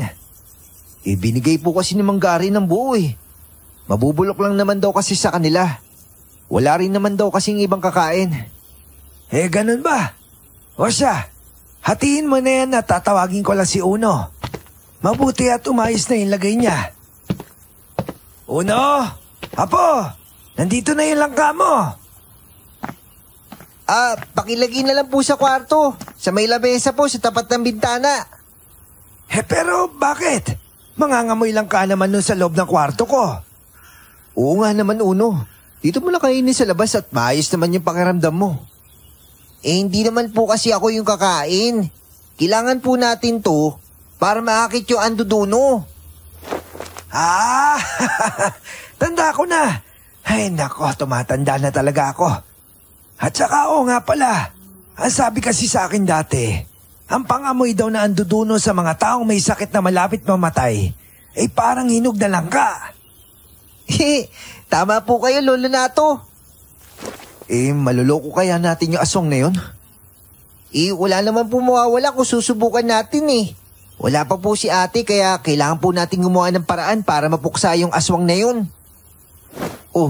Bakit naman nasali yung ate mo sa usapan? Dahil siya lang naman po yung may kakainan na tumalo sa aswang na yun. Anong ibig mo sabihin? Si kuya naman Alam po ni ate na sinusundan mo siya tuwing gabi kapag aalis siya para tugisin yung manananggal. Hindi si Tisay yung manananggal? Saka yung tinutugis niya, aswang? Sa tingin niyo po kaya, bakit kaya nakasara yung kabaong ni Aling Sita nung iburol siya? Ang sabi ni Rinaldo sa akin, si Tisay yung may kasalanan kung bakit nangyari yun sa tiyahin niya. Ang totoo po niyan, wala na po yung bangkay sa loob ng kabaong na yun. Naaabo na po kasi ang tunay na katawan ni Aling Sita. Gawa na naabutan siya na sikat ng araw. Hindi na siya nakabalik sa katawan niya dahil nga nilagyan niya siya ng pangontra. Pero, teka nga, paano mo naman nalaman yun? Hindi ka naman pumunta dun sa lamay dahil nga po isang aswang si Aling Sita. Kaya natural lang na maabo yung katawan niya sa sikat ng araw dahil hindi niya nagawang magpalit ng anyo bilang isang tao. Common sense na lang po yung gamitin niyo, Kuya Arnel. Ayan tuloy. Na-leksyonan ka patuloy ng bata.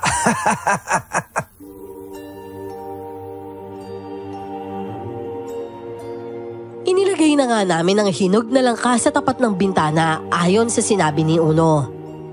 Noon ko na rin nalaman na isa palang dating manunugis si Lolo Nato. Kaya pala marami siyang alam patungkol sa mga aswang at kung paano mapupuksa ang mga ito. At kaya nakagaanan niya kaagad ng loob si Tisay dahil alam niyang isa rin itong manunugis ng aswang. Ngunit simula nang dalhin ako ng nanay ko sa kanya para ipaalaga, itinigil niya na ang pagiging manunugis sa takot na baka pati ako ay mapahamak. Sinabi ko na nga sa yung iba si Tisay. Nga lang nabulag ka na ng impresyon mo sa kanya. Pero ngayon alam mo na, ano ng plano mo? Lo, kailangan po natin tulungan si Tisay para matalo yung aswang na namimesti dito sa baryo natin. Abay, mabuti naman at nahimasmasan ka na. O siya, maganda ka na't magiging mahirap ang laban natin sa anduduno na yon. Mas malakas siya kapag nagpalit na siya sa tunay niyang anyo. Tinapik lang ni Lolo ang balikat ko saka pumasok na sa loob ng kwarto niya. Hindi ko alam kung anong paghahanda ba ang dapat kong gawin. Kaya naman pumasok na lang din ako sa kwarto ko at taimtim na nagdasal. Alam ko kasing sa mga oras na yon, mabisang panangga pa rin ang taos-pusong panalangin. Kinagabihan, pagkatapos kumain ay sa kwarto ni na Lolo na kami nanatili. Dahil nga matagal bago pa dumating ang anduduno, nakatulog na ako. Ngunit isang kalabog ang gumising sa akin, bandang 11:00 ng gabi. Putik, ano yun?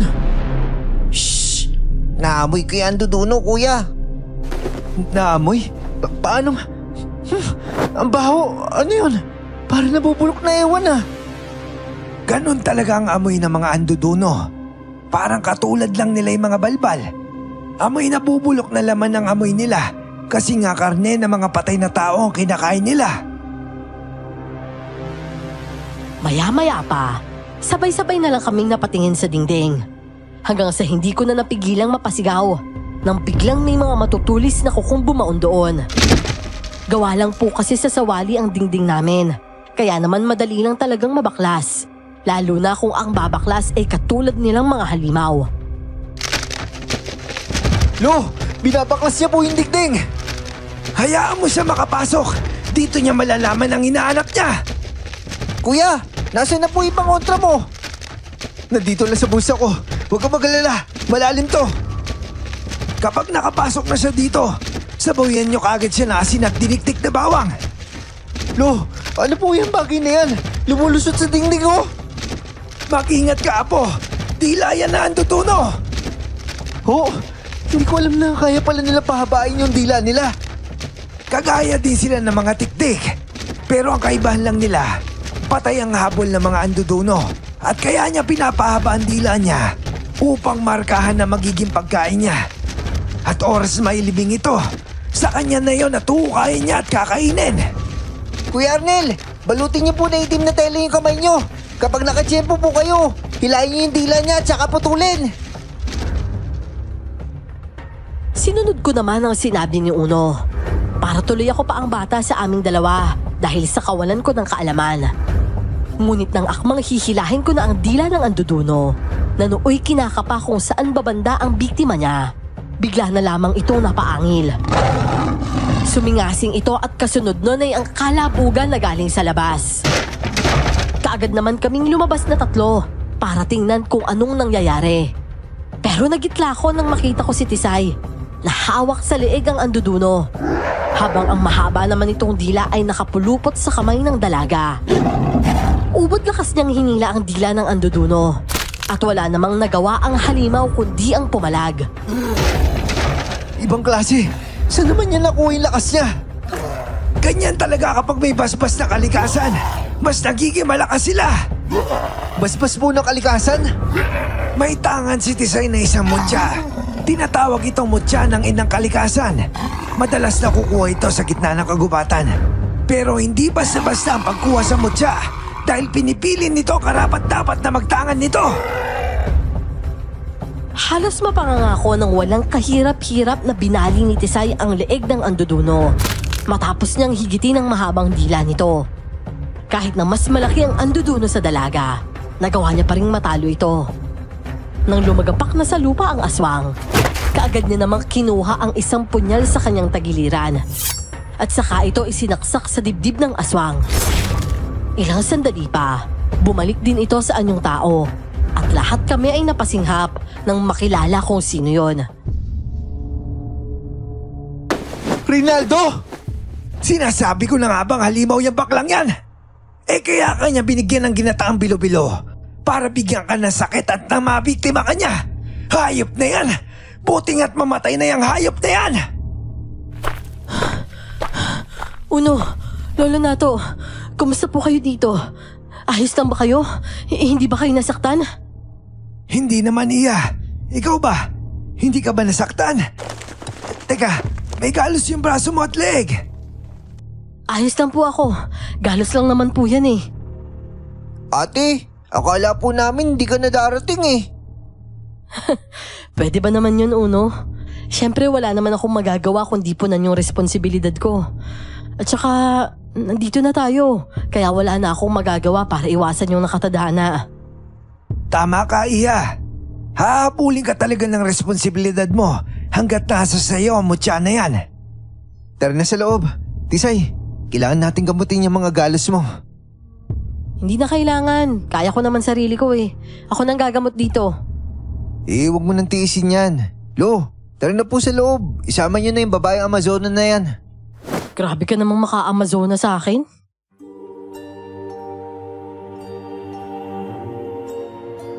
Hindi ko alam kung bakit. Pero napangiti na rin ako nang marinig ko ang mahinang hagikikan ni na Lolo Nato at Uno sa likuran ko. Nagpatiuna na akong maglakad at naghanda ng maligamgam na tubig sa plangganita at malinis na pamunas. Inilapag ko yon sa lamisitang nasa sala. Pagkatapos ay kinuha ko naman ang betadine at gasa sa medicine kit na nasa divider katabi ng TV. Iya, ipagamot mo muna yung galos mo at maghahanda ako ng mainit na sabaw. Abay pati ako ginutom sa kaba dahil sa walang yang aswang na yon. Akala ko po ba matapang kayo? Apo, kahit anong tapang ko kung ganito na ako katanda at napag-iwanan na ng panahon, kakabahan talaga ako, no? Matagal na akong tumigil sa panunugis ng mga aswang, kaya medyo alanganin na ako sa pakikipaglaban. Lakas na lang ng loob ang puhunan ko kanina. Mabuting at dumating ito si Itisay Nga pala, ano nang plano dun sa bangkay ng aswang na yun? Hayaan mo lang siyang mauburon hanggang umaga. Total, wala namang makakakita sa kanya dun eh. Mayabong naman yung mga tanim dun ni Lolo Nato. Ganun ba? O sige na, maupo ka na at nang magamot na natin yung mga galos mo.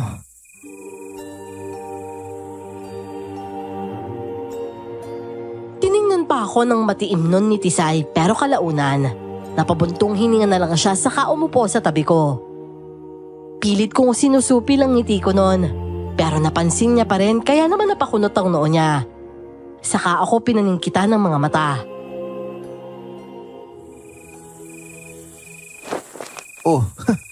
Ba't ganyan ka makatingin sa akin? Parang may ginawa ko sa'yo masama Ano namang hiningiti-ngiti mo dyan? Ha? Ngingiti ba ako?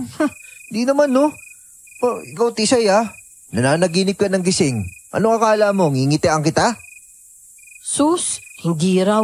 Burahin ko yung ngisi mo dyan makita mo.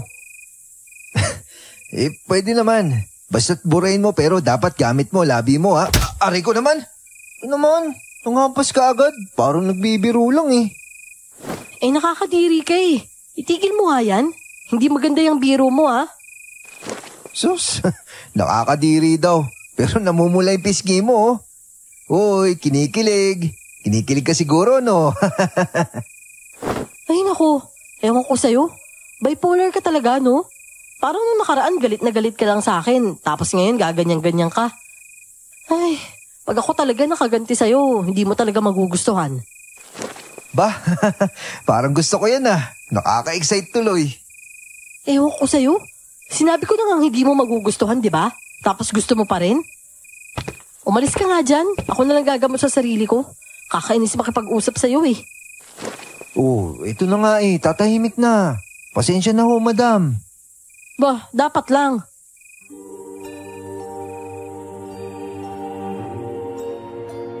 Kinabukasan ay naging abo na nga ang bangkay ni Reynaldo nang masinaga ng sikat ng araw. Inilibing namin ang abo nito sa likod bahay. Habang ang mutya ng pagkaswang naman, binuhusan ni Tisay ng holy water para mamatay. At saka ito ibinalot sa itim na tela at inilibing din kasama ng abo. Ngayong wala naman ng galat ang duduno. Siguro naman matatahimik na yung baryo natin. Abay, sana nga. Kaso may pakiramdam pa ako may malagim na mangyayari dahil sa pagkamatay ng dalawang aswang na yan Ano pong ibig mo sabihin, ate? Hindi ko mapunto pero malakas talaga ang kutob kong may mangyayaring masama. Kaya kayo, mag-iingat kayo Huwag tayong pakasisiguro dahil hindi pa natin sigurado kung ligtas nga ba tong baryo. Lalo na sa banta ng mga masasamang nilalang na yun. Nga pala. Anong plano mo niyan? Uwi ka na ba sa inyo? Hindi pa. Hindi pa nalilinis ang pangalan ko kaya hindi pa ako pwedeng magpakita sa mga taga-baryo. Mainit pa rin ang mga mata nila sa akin. Kaya dito na muna siguro ako magtatago pansamantala. Kung wala ka namang masamang ginagawa, bakit kailangan mo magtago? Alam mo namang sarado ang isip ng mga tao pagdating sa akin, di ba? Para sa kanila, ako yung salot dito sa baryo. Pero alam kong mapapatunayan ko rin na hindi ako ang dahilan ng mga patayan dito, kundi ang mga aswang na yan.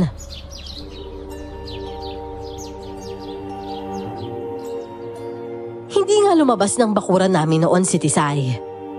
Minsan nanonood lang siya ng TV, pero madalas ay binuburo ang sarili sa loob ng kwarto. Siya na muna kasi ang pinapatulog ko sa kwarto ko para makapagpahinga naman siya ng maayos. Alam ko kasing hindi rin biro ang mga pinagdaanan niya nitong mga nakaraang araw. Hanggang isang gabi, habang tahimik kaming natutulog, nabulabog kami dahil sa malakas na sigaw ni Uno. Uno! Lolo Nato! Ano po nangyayari dyan?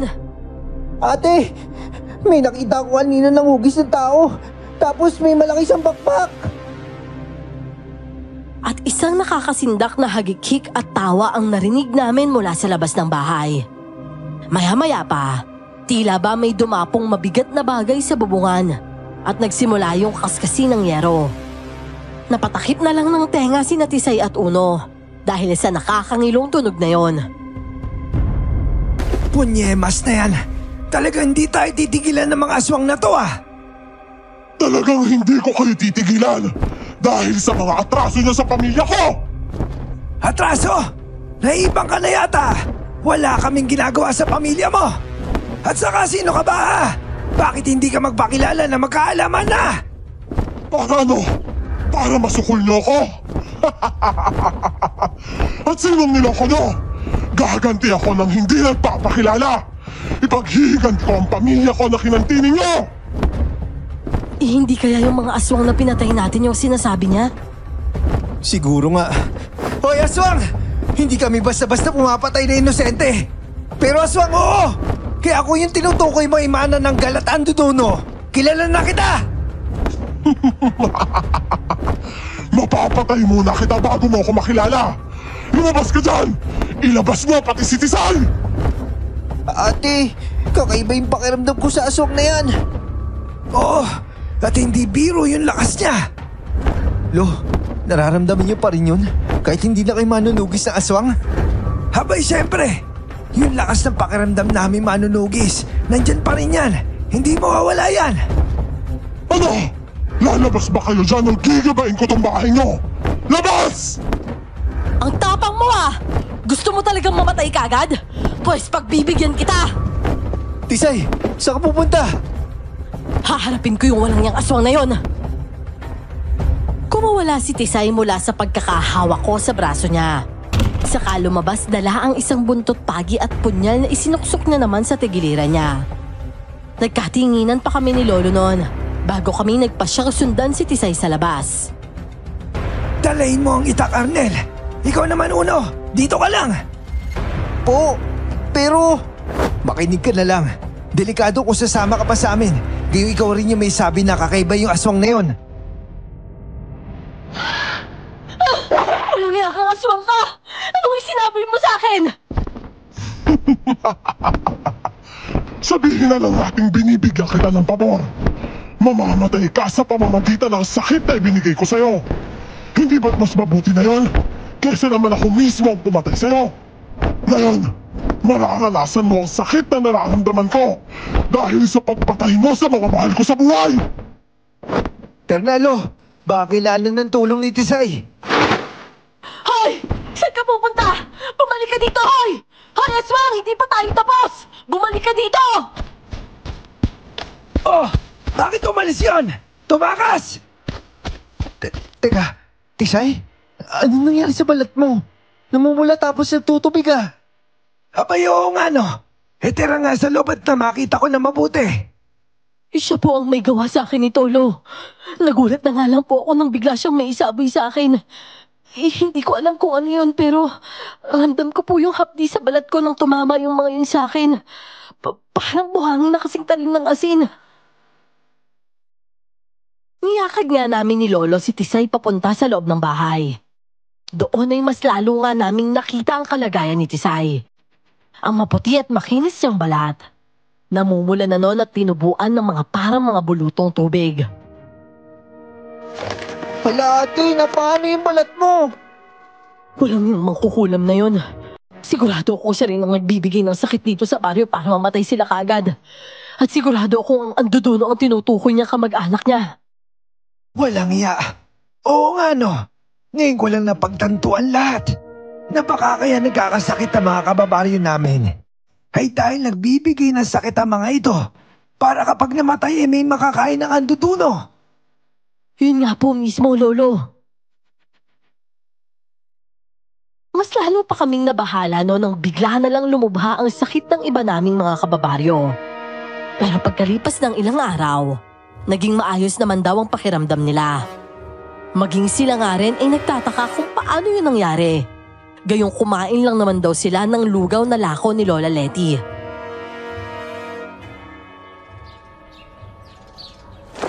Iba rin ang kutob ko sa mga nangyayari ngayon. Ako nga rin po, Lolo eh. Huwag naman po sana pero mas maigi nang maghanda tayo. Mukhang seryoso na to ah. Seryoso talaga ito, iyo. Dahil may hinuwa ako si Letty ang mangkukulam. Kaso ang problema, paano niya mababawi ang sakit ng mga tao nang dahil lang sa lugaw, hindi ba? Eh hindi naman siya albularyo. Pero alam niyo ho ba na may ugnayan si Lola Letty kina Aling Sita at Reynaldo? Hindi. Ang alam ko lang magkapit-bahay sila. At yung magtsaying aswang na yan, bagong salta lang din niya mga yan dito. Mga wala pang 1 taon yan. Eh, ang galing naman ho nilang tumahiming kung ganun. Kasi kung kailan kami napadpad dito ni Uno, saka naman sila nameste. Yun para sa inyo may baling yung sisi. Para makakain sila habang nasa inyo ang atensyon ng mga tao. Hindi na kami nakatulog kinagabihan dahil sa maaaring mangyari. May hinuha kasi kaming gagamitin ng mangkukulam ang taong yon para puntahan si Tisay sa bahay namin. At sa kanya ibunton ang sisi sa mga taong namatay. Pero nagkamali kami ng tansya. Ate, may kuha ng mabigat na bumagsak sa bubong. Habay walang ya. Umaangil pa nga yung punyemas. Ibang aswang ho ang nasa bubong. Basta't maghanda kayo dahil binabakas niya na yung yero. Nalintikan na. Hindi kaya bagong yanggaw yan? Yung may sakit na bigla na lang gumaling. Marahil ay gawayan ni Lola Letty. May nabasa kasi akong ganun eh. Ipagpalagay na natin ganun na nga. Pero hayaan nyo sila sumugod dito. Basta hindi tayo lalabas. Papasukin natin sila at dito natin sila kakalabanin. Arnel, kumuha na ng mga pangontra natin. Kaagad naman akong tumalima sa utos ni Lolo. Hinakot ko na ang mga yon at inilagay sa damit ko maging ang garapon ng asin. Pagbalik ko sa sala, nakita ko natutuklap na nga ang bubong at nakikita ko na ang mapupulang mga mata ng aswang. Apo! Akin na yung asin! Walang yakang aswang ka! Ang lakas ng loob mo sumilip dyan sa bubungan namin ha! Eto sa'yo! Ah! Umangil ng malakas ang aswang kaya siguradong natamaan siya ng isinaboy na asin ni Lolo. Ngunit maya-maya pa, pinagpupukpok na nito ang bubong. Saka malakas na binaklas ang yero. Natuklap ang yero at kitang-kita na namin ang kabuuan ng aswang. Ano? Lalaban ka? Aray! Aray ko! Tisay, bakit? May masakit ba sa'yo? Itong mga sugat ko, parang tinutusok. Sobrang sakit. Nayari na. Talaga sinasadya yan naman kukulang para hindi ka makalaban sa aswang. Ano aswang? Matapang ka! Sige, pumasok ka dito na magkaalaman tayo! Muling napaangil ang aswang nang matamaan na naman siya ng asin na isinaboy ni Lolo sa kanya. Subalit malakas ang loob niya at pinilit pa rin makapasok. Kaya naman kinuha ko na ang inihanda naming bangkaw at tinusok yon sa aswang. Sumakto yon sa mukha niya kaya naman napaatras siya at nahulog mula sa bubong. Lolo, may paparating mo aswang. 2 po sila. Nasa bakuran natin. Ano? Diyos ko, paano na to? Talagang pinagplanuhan to na maigi namang kukulam na yon. Isa lang ang paraan para mawala ang sumpa ng kulam sa akin. Kailangan mo akong tulungan, Arnel. Alam kong delikado itong gagawin natin, pero may tiwala ako sa iyong magagawa mo. Anong ibig mo sabihin? Kailangan mong patayin ang mangkukulam para makalaya na ako mula sa kulam niya. Kailangan mo akong tulungan dahil kung hindi, pare-pareho tayong mamamatay. O sige, susubukan ko. Papatayin lang naman yung makukulam, di ba? Oo, Apo. Pero kailangan mo magdoble ingat. Dahil hindi biro ang pagkalaban sa kanya. Kung si Tisay nga hindi nasaan ang ginawa niya. Ikaw ba kaya? Isama mo si Uno. Marami siyang alam kaya siguradong matutulungan ka niya. Sa ngayon, magsindi muna tayo ng goma para mapalaya sa mga aswang na ito. Hindi natin kakayanin lumaban dahil 3 sila. Tapos ang isa sa atin ay may iniinda.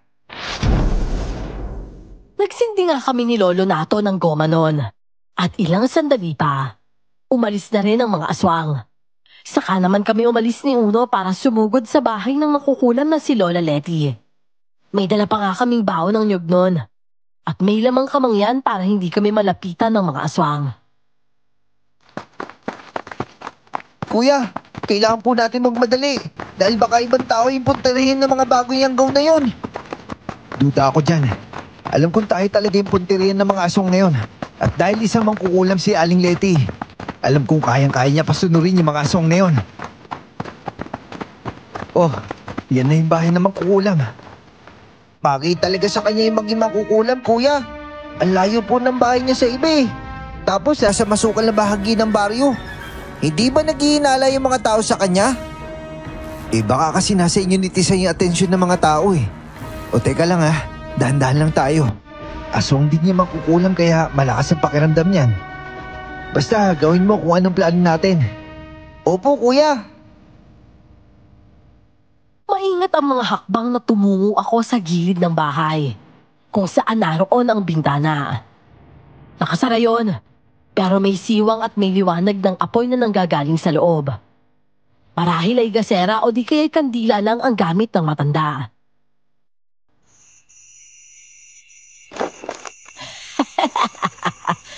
Sige lang, Tisay.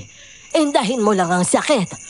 Pasasaan ba't ikaw na mismo ang susuko at magkukusang bawiin na ang buhay mo?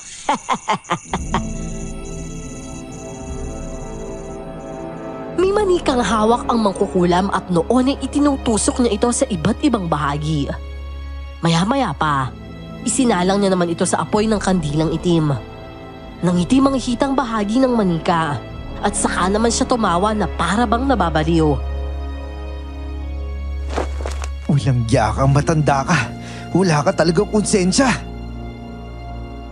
Marahan kong inipon ang mga tuyong dahon na nasa paligid lang noon ng bahay niya. Pagkatapos ay saka ko yun sinindihan. Hindi na kami gumamit ng gas dahil maaamoy niya yon. Buti na lang din, gawa sa kawayan at nipa ang bahay niya.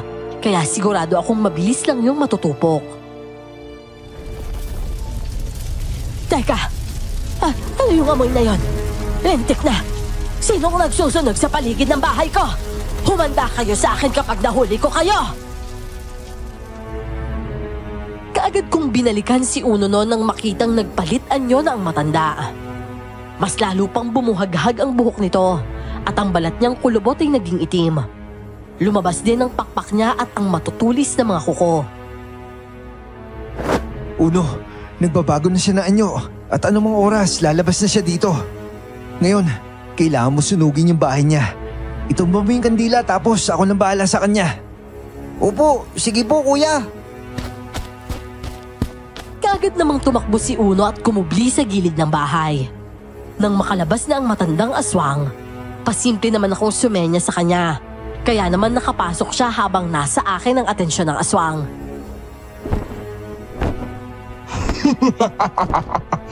Tingnan mo nga naman. Napakalakas naman ang loob mo para sugurin ako. Dito pa mismo sa teritoryo ko. Bakit? Ano akala mo sa akin, duwag? Masyado mo naman yata ako minamalit, tanda! Aba't matapang kang bata ka. Tingnan natin kung hanggang saan ang kaya mo. Lumipad ang aswang at saka ako dinaluhong ngunit nakahanda ako. Mabilis akong dumukot ng asin sa bulsa ko. Saka yun isinaboy sa mukha niya. Napaatras siya at saka humiyaw dahil sa sakit. O ano? Hindi ba din yung ginagawa mo kay Tisay?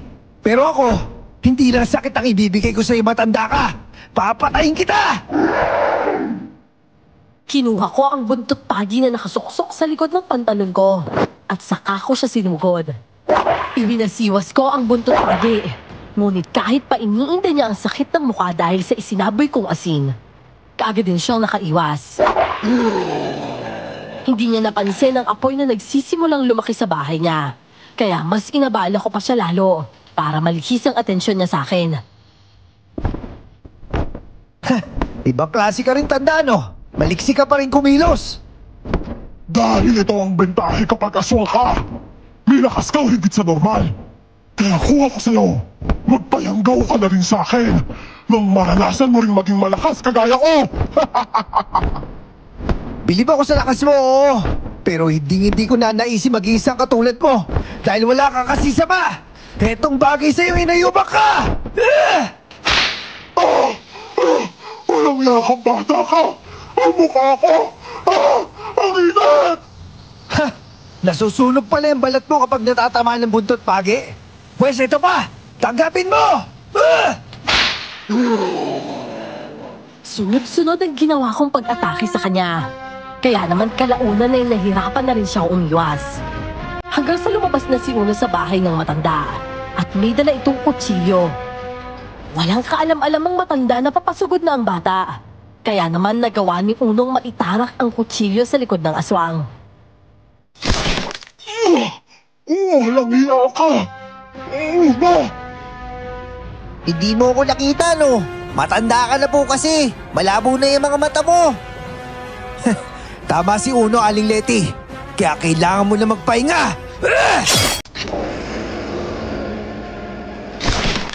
Kagad kong itinarak sa dibdib niya ang punyal na hinugot ko mula sa tagiliran ko. May katasyon ng kalamansi at bawang. Kaya naman nang bumaon ito sa dibdib niya, agad yung umusok. Napahiyaw ng malakas ang aswang. Pero kalaunan, nang hina rin siya at unti-unting nawalan ng buhay.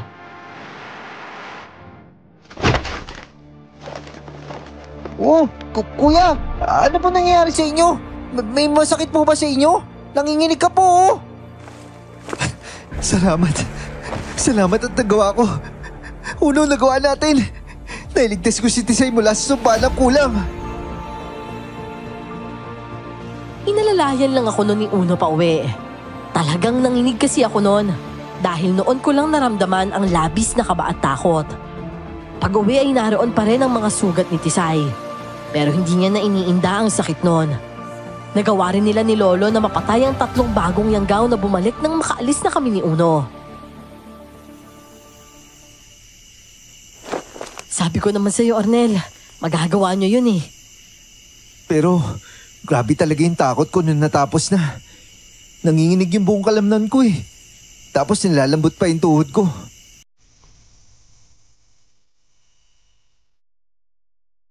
Sa ngayon po, Miss Clar, ay nandito pa rin sa baryo namin nakatira sina Tisay at Uno.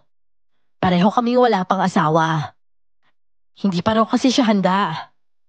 Habang ako naman, hinihintay lang kung kailan siya magiging handa. Wala na ulit ng ahas ng mga aswang na bumiktima sa baryo namin. Dahil nga kay Tisay. Ako naman, nagsisilbing sidekick niya. Hanggang dito na lamang po ang kwento ko, Miss Clar. More powers po sa inyong mga channels.